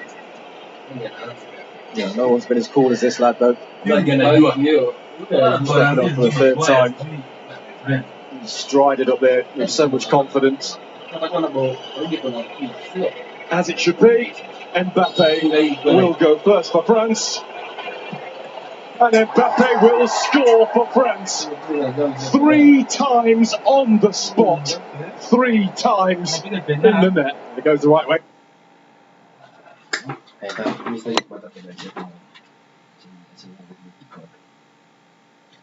This time Martinez gets his hand there as well, I think.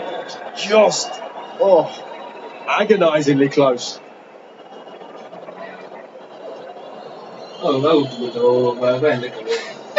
Whatever he can do, I will endeavour to do as well. Is Lionel Messi's message. Well, the 2 top boys in a team stepping up first, as you like to see.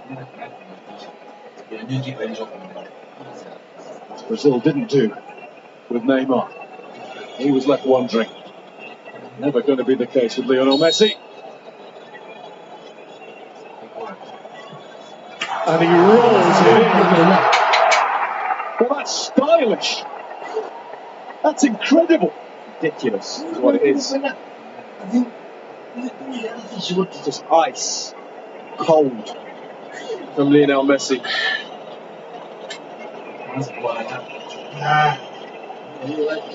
It's not a normal penalty. Not in front of those fans as well. At this time, this occasion, I've seen a bit of everything extra and every day. Kingsley Coman on the spot for France. Saved by Martinez!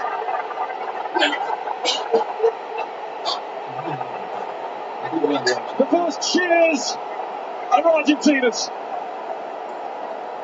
Well, he's the big man for the big stage when it comes to penalty shootouts, Martinez. He's guessed the right way again.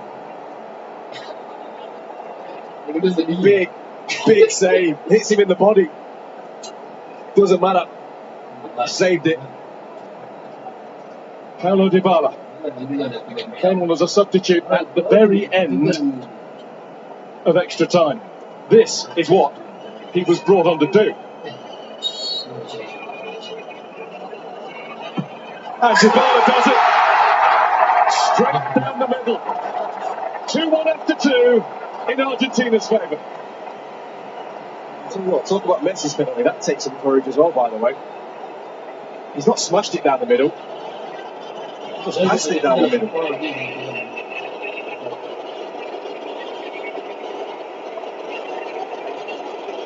I wonder when tiredness will take its toll, because here's a young man who has covered some ground these last few weeks.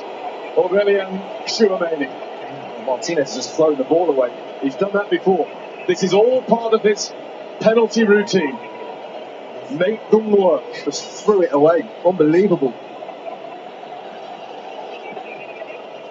Just stern words from the referee. Chouameni had to fetch. Chouameni really has to score.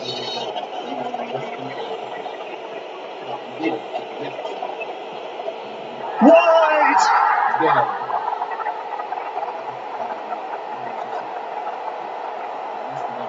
The mind games of Martinez worked.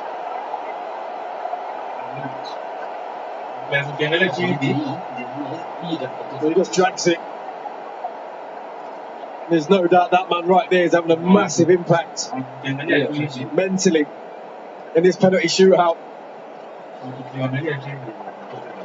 Courage from Chouameni for stepping up in the first place. You have to respect it. Leandro Paredes is a regular from the spot. You could put Argentina on the brink here. Paredes does exactly what he had to do. And one way or the other, Argentina are one kick away. But it's not his best. All that matters is it hits the back of the net. Just puts his foot through it. Lloris goes the right way. Just can't quite get a strong enough hand on it.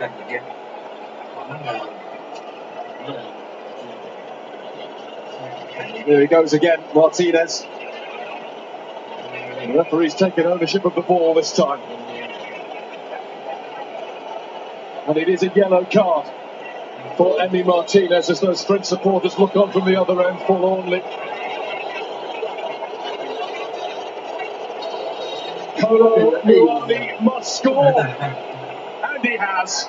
That's been the way he's played the game ever since coming on. Well, he had that huge chance, didn't he, at the end of extra time. I'm sure was on his mind then. But he's done the job. Great penalty. Smash right down the middle.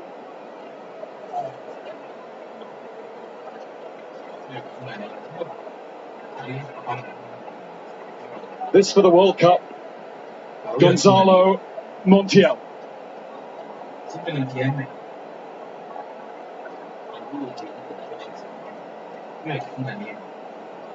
In one kick of the ball's time, he can make his country champions of the football world.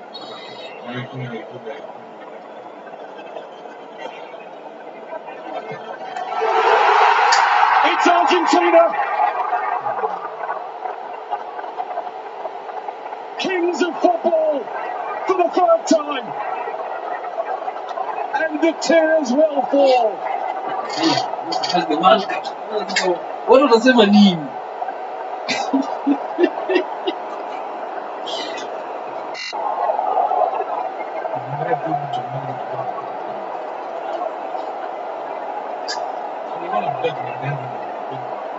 The first World Cup to have taken place since the death of Diego. The first one won in the life of Lionel.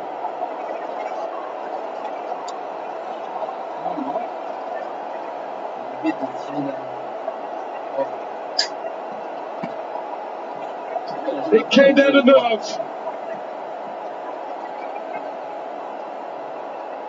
Argentina had the bottle and the belief, and a goalkeeper who did everything within his power to make absolutely sure that they did it the hard way again. And that man, one of the greatest, arguably the greatest ever to play the game, is a World Cup winner. I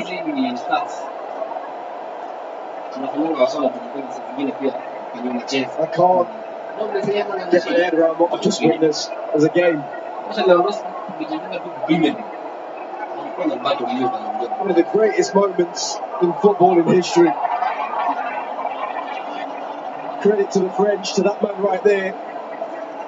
They did everything to get back into this game. He's got a World Cup hat-trick. And he will come again. Oh yes, he will. He's too good not to. And so will this French team that's got so much youth on its side and so much potential. For a couple particularly in the Argentina blue and white stripes, Lionel Messi and Angel Di Maria, this was it. This was their last shot at the greatest glory the game can give.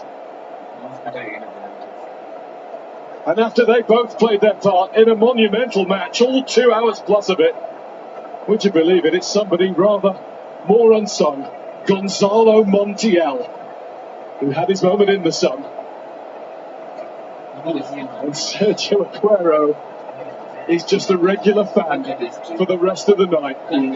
Can you imagine the scenes in Buenos Aires and beyond? For the first time since 1986, Argentina, World Cup winners.